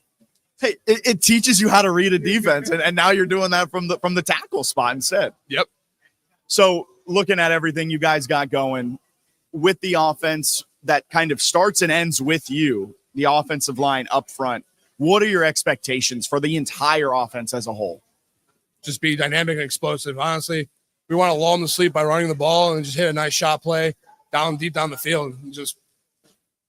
I feel like just run the ball. That's all we need to do. I feel like we keep coming back to just run the ball. Is that preached in every meeting room from every coach that if we can dominate the line of scrimmage, and not to put my coach speak hat on, but if we dominate the line of scrimmage, if we control the controllables, if we do all of that, we'll win games? Yeah, you with our receiver room like they are, if we dominate the line of scrimmage, they're going to have to keep putting more and more people in the box to stop the run.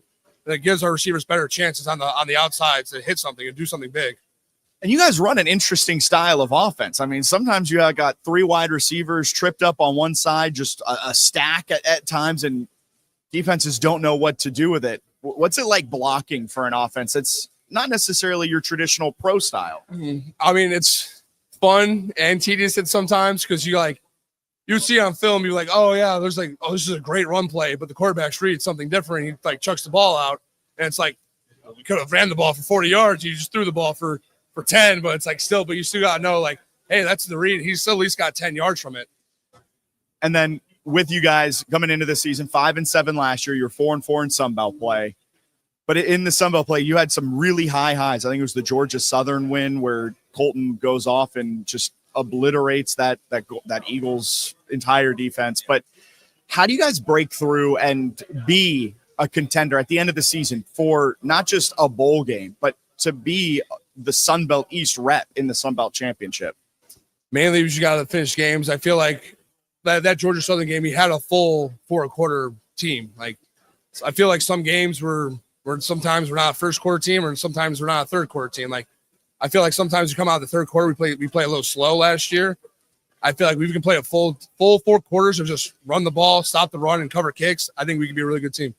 Has that been kind of a focus this offseason? Because at times the record in one possession games leaves a little bit to be desired. Is that kind of something you guys have focused in on in the offseason? Yeah, mainly that. I mean, I know I've been in the quarterback's room once or twice. I've seen they have a thing. 7th grade quarterback. I'd expect you to be in there. Yeah, they have a thing on their wall. It's 7-0, and that's last year. I don't know how many years ago it was over something, but we were 7-0 when we don't turn the ball over.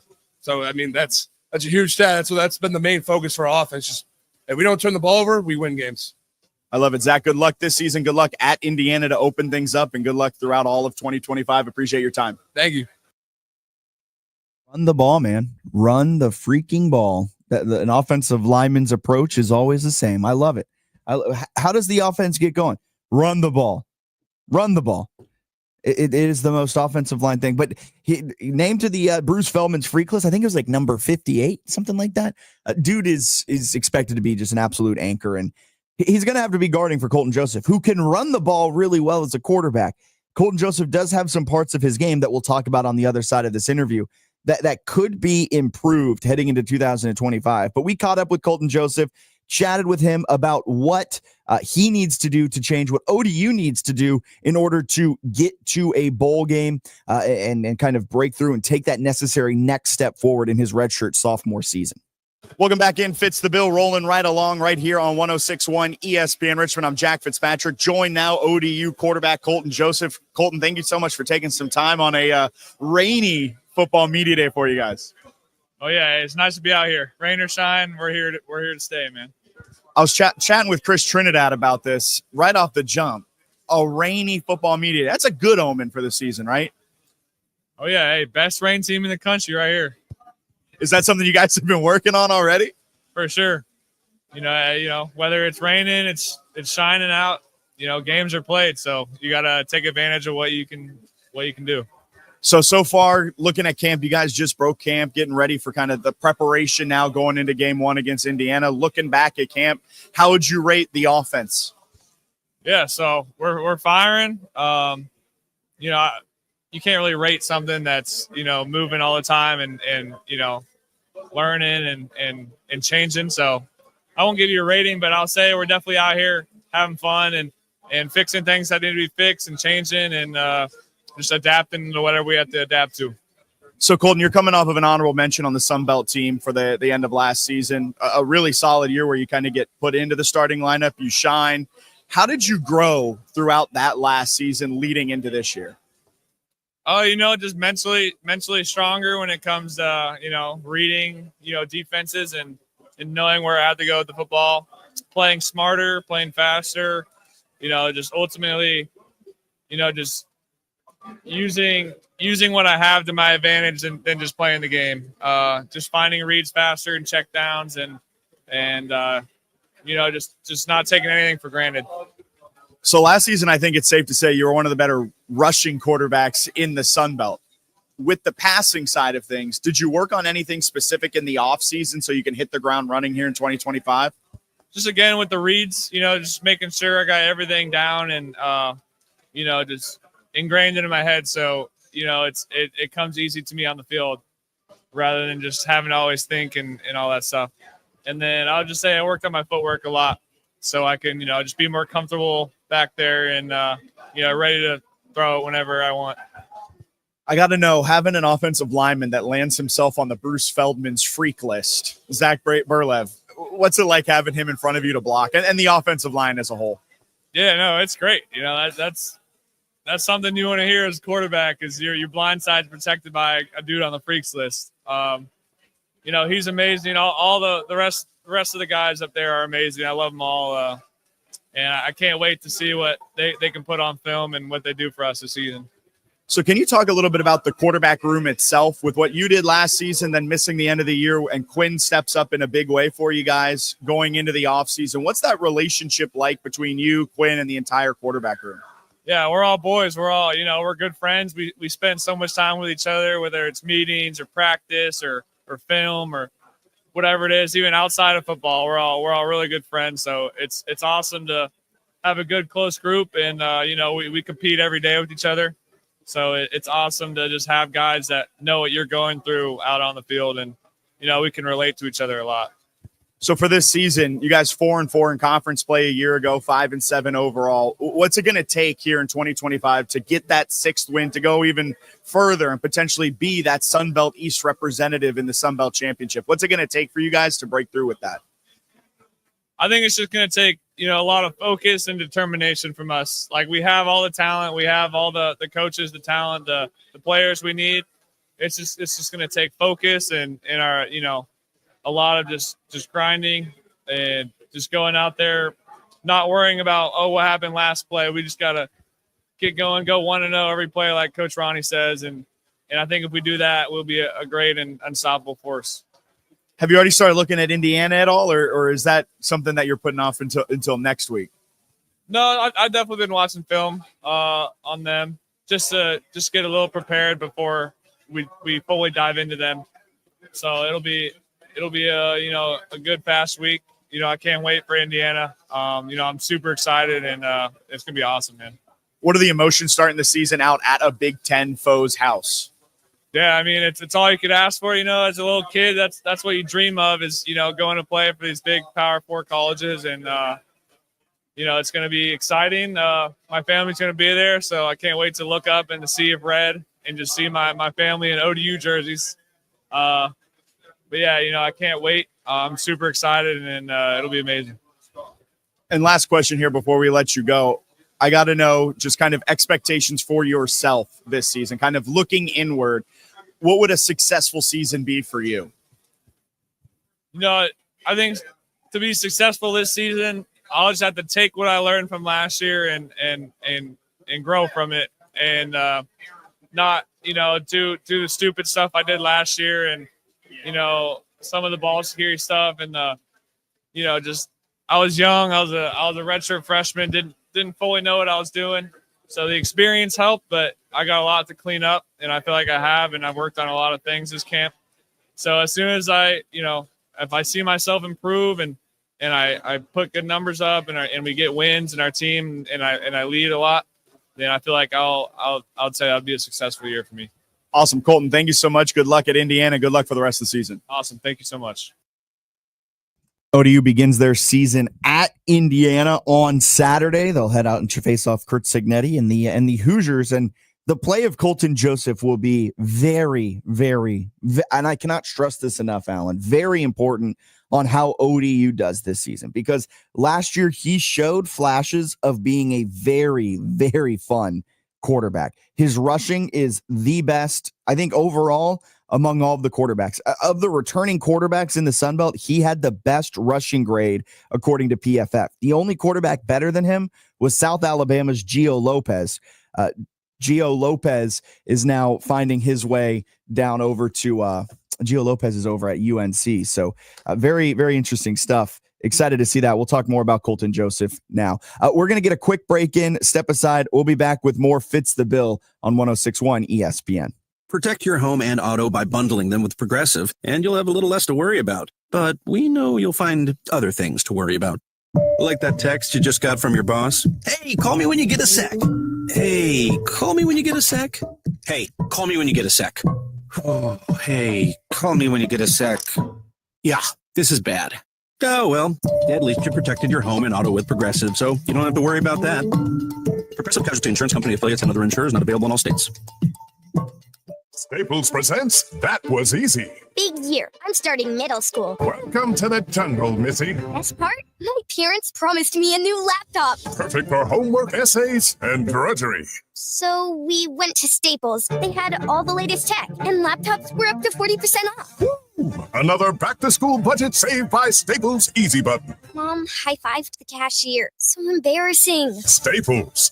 That was easy. In-store, online, and on the app. It's 9/13. Select models only. Horse racing is back, and it's time to get ready for another Triple Crown season. Get the latest from the industry every Saturday morning from 10 to 11 with Off to the Races on 106.1 ESPN. Presented by The Racing Biz. Nick Hahn and Frank Vespi bring you their insight and knowledge, talking with the people making the headlines, including jockeys, trainers, and owners. Plus, get the expert picks each week, including a visit by Derby Bill Watson. It's Off to the Races each Saturday morning at 10 on 106.1 ESPN. Streaming live on the iHeartRadio app. Summertime in RVA means one thing. Golf season is here. If you're looking for the perfect golf course, head over to Queenfield Golf Club, located just a few minutes east of Mechanicsville. Queenfield offers a beautifully secluded 18-hole course, spacious driving range, and professionally maintained practice greens and bunkers. Schedule your tee time today by calling 804-769-8838 or reserve a spot online at queenfieldgolf.com and make Queenfield Golf Club your new favorite course. My brother-in-law died suddenly, and now my sister and her kids have to sell their home. That's why I told my husband we could not put off getting life insurance any longer. An agent offered us a 10-year, $500,000 policy for nearly $50 a month. Then we called SelectQuote. SelectQuote found us identical coverage for only $19 a month, a savings of $369 a year. Whether you need a $500,000 policy or a $5 million policy, SelectQuote could save you more than 50% on term life insurance. For your free quote, call SelectQuote at 1-800-743-8080. That's 1-800-743-8080. Or go to SelectQuote.com. 1-800-743-8080. That's 1-800-743-8080. SelectQuote. We shop. You save. Full details on example policies at selectquote.com/commercials. Stats optional. Opinions guaranteed. Matt Josephs brings you Border to Border. 3 to 4 on 106.1 ESPN Richmond, where Richmond talks sports.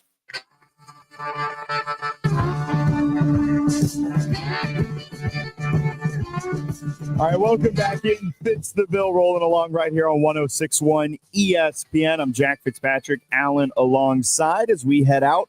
And we are joined now by Matt from the DTW Driving School. Matt, thank you so much for taking some time out of your morning to chat with us. Good morning. How are you? I'm doing fantastic. How are you on this Monday? I don't know. Somebody told me happy Monday, and I told them that was an oxymoron. Hey, I was like, wait a minute. How can I be happy on a Monday? Mondays are great. And granted, it's not football season yet. It's kind of football season, true. right? Week 0 and everything. But Mondays in football season, you got college football to talk about, NFL to talk. You got Mondays are typically, they get better in the fall season. That's right. All right. So Matt, kind of overall, tell us a little bit about what you got going on at the DTW Driving School.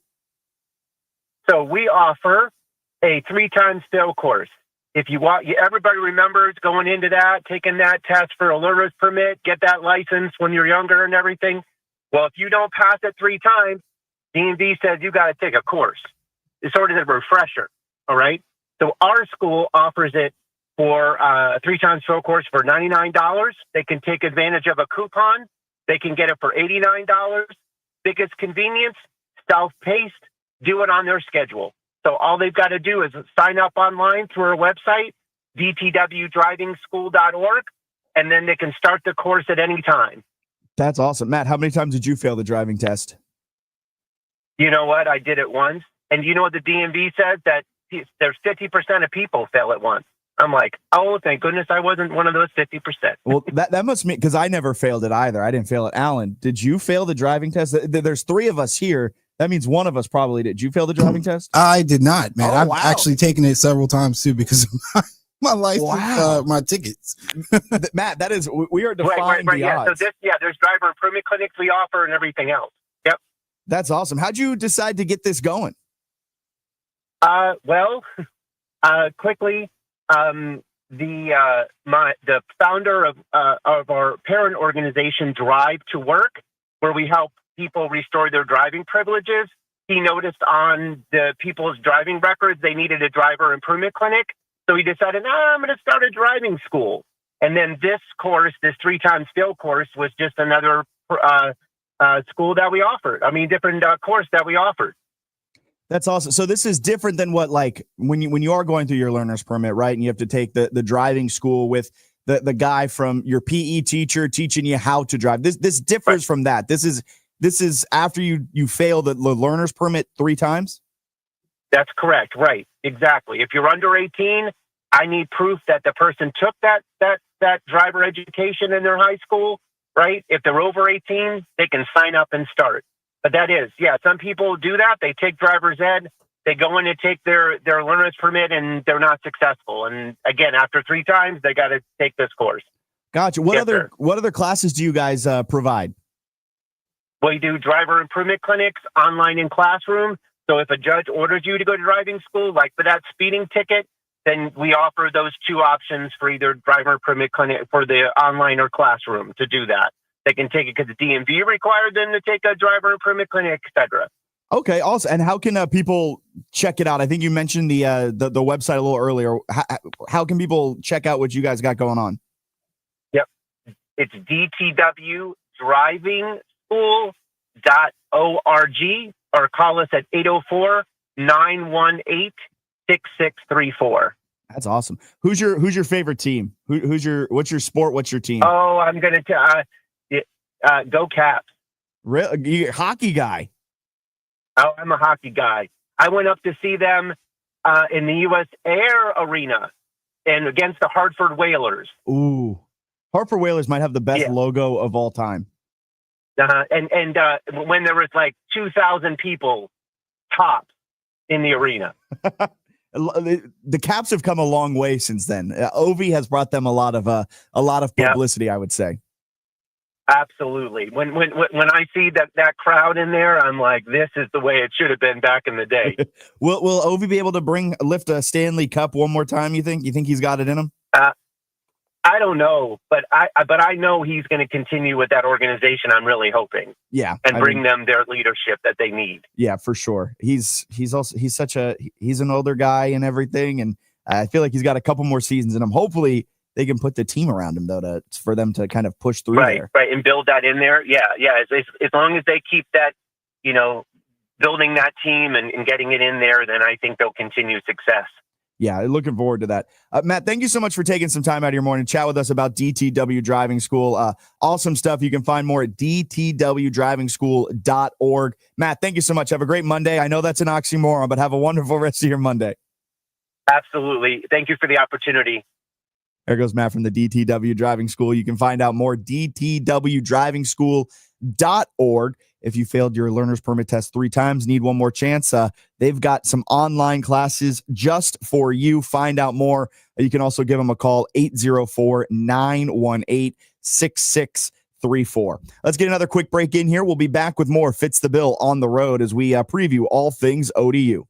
Serving Richmond and beyond for over 20 years, Bon Air Shell features a full line of automotive services. Check out bonairshell.com, loaded with coupons, specials, and more to see all that they can do for your car and your peace of mind. And now with their Fuel Rewards program, you can save at least 5 cents per gallon on every fill-up. Learn more at fuelrewards.com. Go see the team at Bon Air Shell, 8762 West Huguenot Road. Go to bonairshell.com or call them at 272-3232. That's 272-3232. Looking for the perfect golf course? Check out RVA's best kept secret, Queenfield Golf Club, just a few minutes past Mechanicsville. Reserve your tee time today at queenfieldgolf.com. Wrap up your workday with Matt Josephs and Bob Black from 3 until 6 p.m. Live interviews, breaking news, and real talk about Richmond sports. Your business can be part of the conversation. Own the afternoon on 106.1 ESPN Richmond, where Richmond talks sports. Call 804-330-5700 or email espnrva@summitmediacorp.com. The countdown to kickoff is on. Here come the Spiders, and they've got a quarterback sack. This will be Camden Bird. King has running room. He bursts to the outside, and he's on his way. He's going to go in for the Spider touchdown. Richmond football is ready to run it back. Now in the new league. The season starts with a Patriot League showdown of defending conference champs and playoff teams at Lehigh, Saturday, August 30th, 11:30 pregame, noon kick. Catch all the action all season long on the home of the Spiders, 106.1 ESPN. Statewide sports, straight talk, and no love. Border to Border with Matt Josephs on 106.1 ESPN. Your daily dose of hard-hitting Virginia sports debate. Don't miss it. Fitz the Bill on the road. If you ever catch eyes with a guy next to you at a red light, you got to race him. Welcome back in. Fitz the Bill on the road as we go down to Norfolk. We are over at ODU Football Media Day last week and catching up with everything that we learned about the Monarchs down there last week on the road, down in the 757, presented by Schilling and Esposito Law Firm, Schilling and Esposito Personal Injury Attorneys. Check them out at schillingandesposito.com or give them a call the old-fashioned way, 804-320-0950. So we caught up with Colton Joseph, and he seemed to have really understood that there were some parts of his game that needed to improve in order for ODU to have a better 2025. We saw what he could do when everything was clicking for Colton Joseph. Oh, they just destroyed Georgia Southern at home 47-19. Oh, but things can also go pretty haywire with a 42-35 loss against Marshall, or a close 35-32 loss against App, or a one possession 28-20 loss against James. Like, there were moments where his highs were super high, but his lack of consistency passing the football, his turnovers were what really doomed the Monarchs at times last season. His rushing, I said it, was the best. It's the best returning rushing quarterback in the Sun Belt. The only one better than him last year was Gio Lopez, the South Alabama quarterback who has now found his way to UNC. His rushing is already at an elite level. Now it's a question of, can his passing, which was mediocre / bad last year, he ranked 12th in offensive grade last year of 17 quarterbacks who took 20% of their team snaps or more last year. So he has some growth that needs to be done passing the football. From the conversation we had with him, though, it sounds like he took those necessary steps forward this offseason, trying to really figure out how to improve his decision-making. Really, that's the biggest part of why his passing at times left a little bit to be desired. But if he can take a step forward and become an average passer while maintaining the type of dynamism on the ground that he had, I mean, that is a really, really potent quarterback next year. When you're talking about guys who are turnover prone, a lot of it has to do, I think, and I don't know if this is a proper coaching terminology, but like changing their eye, right? Like changing how they see the game, how they see the field. In Colton's case, the games I went to and watched them play, a lot of his decision-making is some overconfidence in his arm ability, and then some of it just his nature to want the big play. Like like you said, he's a dog. He's a gamer. Like he wants to run the ball, get a first down. He doesn't want 2 or 3 yards. He wants 10 plus. When he throws the ball, he wants the big explosive play, the highlight play. Coaching can handle that sometimes. And then sometimes you got to be heavy-handed and put him on the bench, make him watch film for a week and yell at him. But until he changes how he sees the game, I hate to say it for ODU fans, but I think the turnovers are just going to be a part of what you have to take, the good with the bad. If he can, though, improve his just overall passing, because his baseline of passing last year left a little bit to be desired. Yes. It made it even more apparent that he had a turnover issue. Yes. So if he can improve that just a little bit, but the thing about Colton Joseph is he's got a very good backup right behind him, kind of nipping on his heels. Quinn Heineckel. Yeah, exactly.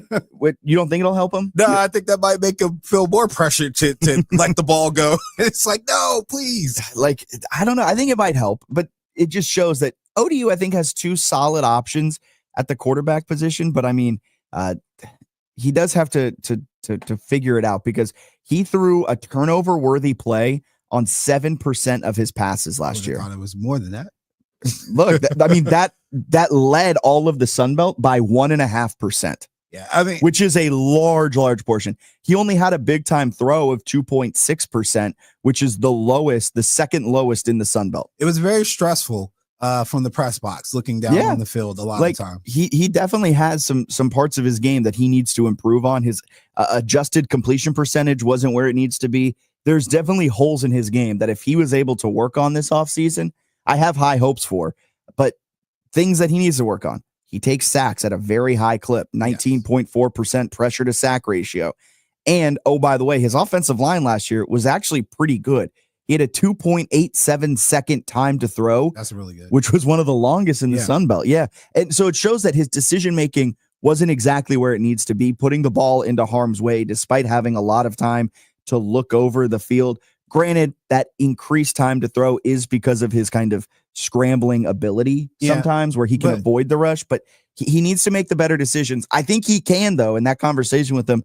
I'm bought in. Just based off what you said, like when I hear that and having seen him play and with his turnovers, I instantly think, all right, this guy's looking down the field, then coming back underneath. Yes, he should be looking close to far, not far to close. So play calling can help with that. Sometimes when people talk pro style offenses, it's really about the approach. You know, you look short to intermediate. That's a lot of what the pro style is. You don't have the ball for a long time. You can't hold it for a long time. So I think he just needs to change his eye.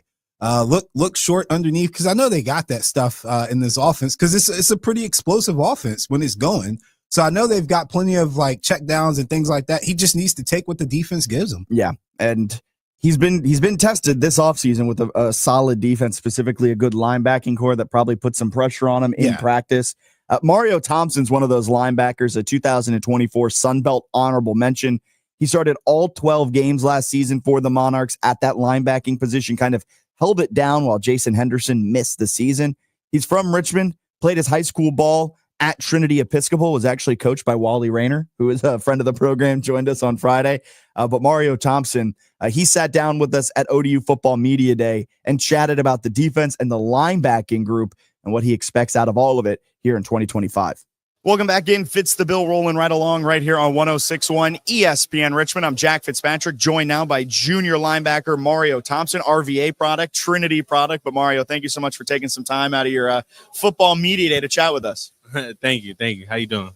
We're doing fantastic. We're staying dry here underneath the awning. You guys weren't staying too dry, though, when the team photo started. Yeah. Team photo, I think you all sat down, and then right when you sat down, the heavens opened up. So that's a good omen for the season, right? Yeah, that's good. That's good. It's like Christmas Eve right now. It's getting closer and closer to game day. We itching to play. You got Indiana coming up here shortly. What are the vibes in the team getting ready to start your season, not just with any opponent, but with a Big Ten team that was in the college football playoff a year ago? Yeah, Indiana is a great team, a great opponent. We just need to focus on our keys and our gaps and everything like that. We just need to focus and pull this one off, 1-0. So last season you started 12 games, your Sun Belt honorable mention by the end of it. You rack up 65 tackles. What was your season like last year, having that type of experience, getting that Sun Belt honorable mention kind of accolade at the end of it? How would you describe 2024 looking back? I would describe it as getting my feet wet. I'm saying like me getting comfortable with defense. That was my second year here. Now this is my third year here, so I'm really especially comfortable with the defense and looking forward to this season. How nice is it to look over when you're in your linebacker position? You have Jason Henderson next to you. I mean, this guy, granted, didn't really play last year, but last time he was on the field, if I'm not mistaken, I think he had 1,002 tackles. It felt like the dude's just a tackling machine. Like, what's it like playing next to Jason Henderson where you can look over and you have faith that things are going to probably be all right? He'll probably get that tackle. Me and Jason, we just look at each other and we just know we okay. We know we both going to do our job, and and he's a madman out there, and I like to play beside him. How's this defense looking? You guys just finished up camp. How did it look? Defense looked very chaos like we create chaos. A whole lot of fumbles, whole lot of picks, whole lot of we doing very well. And I mean, as a guy out there on the first team defense, you're seeing the offense in a way that no one else is. What's the offense looking like from a defensive perspective? The offense is looking very explosive. They're giving us trouble on some days, and we getting them trouble on some days. But we battling. That's what makes our team great. And looking at last season, Mario, you guys 5-7 overall, 4-4 though in conference play. But what's it going to take to break through, not just for bowl eligibility, getting that 6th win, but what's it going to take to be in the conversation to win the Sun Belt East at the end of the season? We need to stop looking ahead. We need to focus on everything in front of us so we can get to that point. So we can not worry about winning another game to go to a bowl game or go to the championship. We just need to worry about every game we have in front of us to go 1-0. Is that something you felt like kind of creeped in at times last season? I just felt like we just won't where our feet was, and we're going to be where our feet is this year. So looking at this year, a junior now, second year kind of as a go-to day in, day out starter, how has your role grown as a leader among the defense? It's grown a lot. More people look up to me, more people respect me, and it's really going good. I got to kind of zoom out here, go up, 64 a little bit, go to Richmond because you play your high school ball at Trinity. How did that prepare you here for your Old Dominion experience? Trinity prepared me on the field and off the field. We had a great talent. We played really some of the best talent in Richmond. And we also had a college program. So it was a college prep school. So it prepared me here academically. Was Wally one of your coaches? Yes, sir. we got Wally on. We talk with him every now and then. What's it like having him? Because I hear him on his liners. He's promoting stuff. He's a fun guy. What's it like to have him as a coach? All I got to say is energy. He always going to have the energy. That's my coach. I love him to death. I wouldn't be here where I am today without him. I always love asking 804 guys this because it feels like, and you're here in the 757, right? Is there a little rivalry? Are the 757 guys on the roster kind of talking to you about high school ball and you talking back?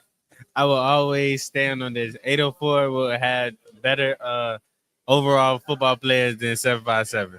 You said it. I didn't say it. You said it. I'm glad you said it for me, though, but I don't see the argument there. I got to agree with you. But why do you think – because you got the 804 and 757, and Nova's producing some good talent, too. And it feels like Virginia kind of gets disrespected when it comes to these ratings. Why do you think Virginia gets disrespected?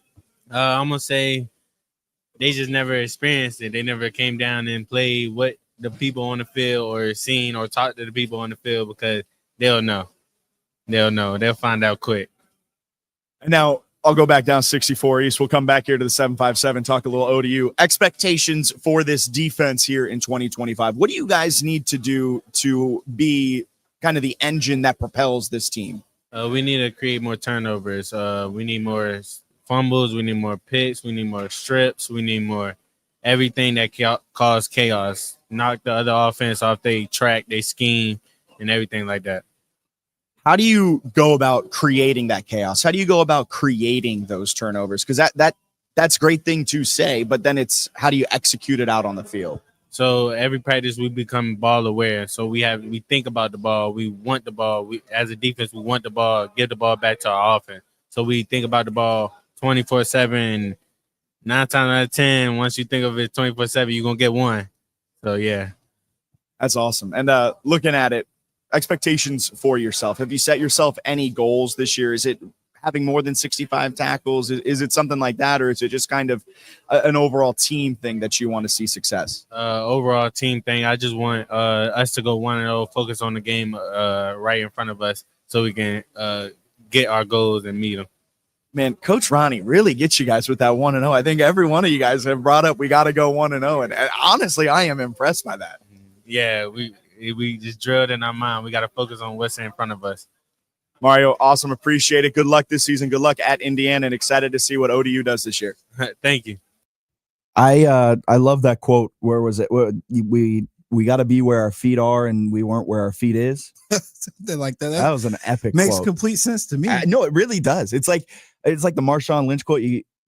you can't get got, but sometimes they're gonna got you or something like that. Those are epic quotes. Those are epic quotes. But Yogi Berra-isms. Yeah, Yogi Berra-isms. Mario Thompson, though, he's one of the anchors in that linebacking room. I think Naudala was expected to be a big time starter for them this season, but I don't believe he will be at least starting the year. But regardless, Jason Henderson, one of the best linebackers in the nation. You got Mario Thompson there as well. Jaleel Colbreth, he's expected to be a big time player. He had 62 tackles last year, 7.5 TFLs. But I got high hopes for him. Mario Thompson, though, without Jason Henderson, stepped up in a big way, started all the games last year, had 65 tackles, second on the team with 4 sacks, had 9.5 TFLs, and was a Sun Belt honorable mention type of player in his, what would that have been? His sophomore season. He started 8 games as a linebacker as a freshman in 2023, then started all 12 games as a sophomore, and now going into his junior year. It will be exciting to see what that step forward is for ODU, for that defense, and for Mario Thompson as well. They got Blake Sealer as their defensive coordinator. He spent some time as a linebacker coach at West Virginia, spent some time at Kansas State as well. So an experienced coordinator on that side of the ball, but they are going to live and die by how good that linebacking core is down there in the 757. So I think sometimes linebackers are often forgotten about when we talk about defense. Which is weird because they're so important. We got 14 teams in the Sun Belt. Out of those 14 teams, how many cannot run the ball? Like off the top of your head, cannot run the ball? 2, maybe? Yeah, probably 2. And typically the last line of defense or the first line of defense actually for a really stout run defense, like the title of stout run defense is your linebacking core. Yeah. So it will do ODU a lot of justice to have guys that are willing to plug those holes and fill those gaps. And then also in the passing game, like those guys can cover. They're really good athletes. I noticed that last year. So I think that's just a testament to how they recruit. They look for specific types of guys, and he's from the school of Wally. So I'm pretty sure he's ready to he's ready to run through a brick wall. You gotta meet me in the middle, man. I love it. So it's good that ODU's kind of found that groove, and I look forward to seeing their defense this year. You know what's so funny about ODU? They finished 4-4 in Sun Belt play last year, 5-7 overall. They had the same Sun Belt record as James Madison a year ago, but the vibes around both teams, JMU expected to be, a group of 5 contender to be a college football playoff representative. And then for ODU, it's like, can they make a bowl game? Can they make a bowl? I don't know, man. Like, if you look at how both of these seasons went last year, it was a rough start for ODU, and it was also kind of a rough finish, but the middle of their season was really solid. It's just so interesting how the vibes are different, despite both of them having a 4-4 Sun Belt record a year ago. I'll probably insult some people with this next comment, but if you think about it, they're like our group of 5 version of UVA and Tech, right? Yeah. Like one school has like consistent expectations to be in the bowl or contend for their conference, and the other is sometimes just happy to be here, right? And if they get a bowl game, that's great. It's a win for them. But in the grand scheme of things, ODU, if you had the run that ODU had at JMU, you would be fired pretty quickly. Yes. If you did that if you did what Ricky Ronnie has done in his time at Old Dominion, he would not be coaching in 2025. Yeah. So, but the tide is turning on ODU again. You've got him as a dark horse, and I'm going to keep picking on you about that because you're a JMU guy. Yeah, but look, I like what they've got. Their schedule opens up in a tough way. Like like you're talking about UVA. They're going to be 1-3 to open, 1-2, maybe 1-3 to start the season. You're at Indiana, at Virginia Tech. That's week 1 and week 3.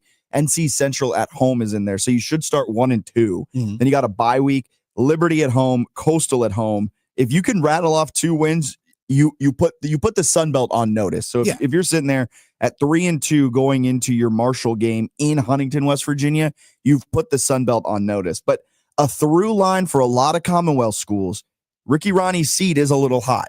He's been there 6 years. This is his 5th year because 2020 they didn't play a football game because of COVID. But a through line for a lot.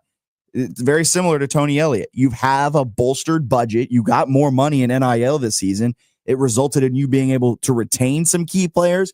It resulted in you being able to bring in a couple of Power 4 transfers, especially at the offensive line. So the expectation now, you got to get to a bowl. You got to be contending for the Sun Belt East, at least. So some higher expectations because of that bolstered budget and returning back a solid offensive line, returning back Colton Joseph, and bringing back that core linebacking group that's anchored by Jason Henderson and Mario Thompson.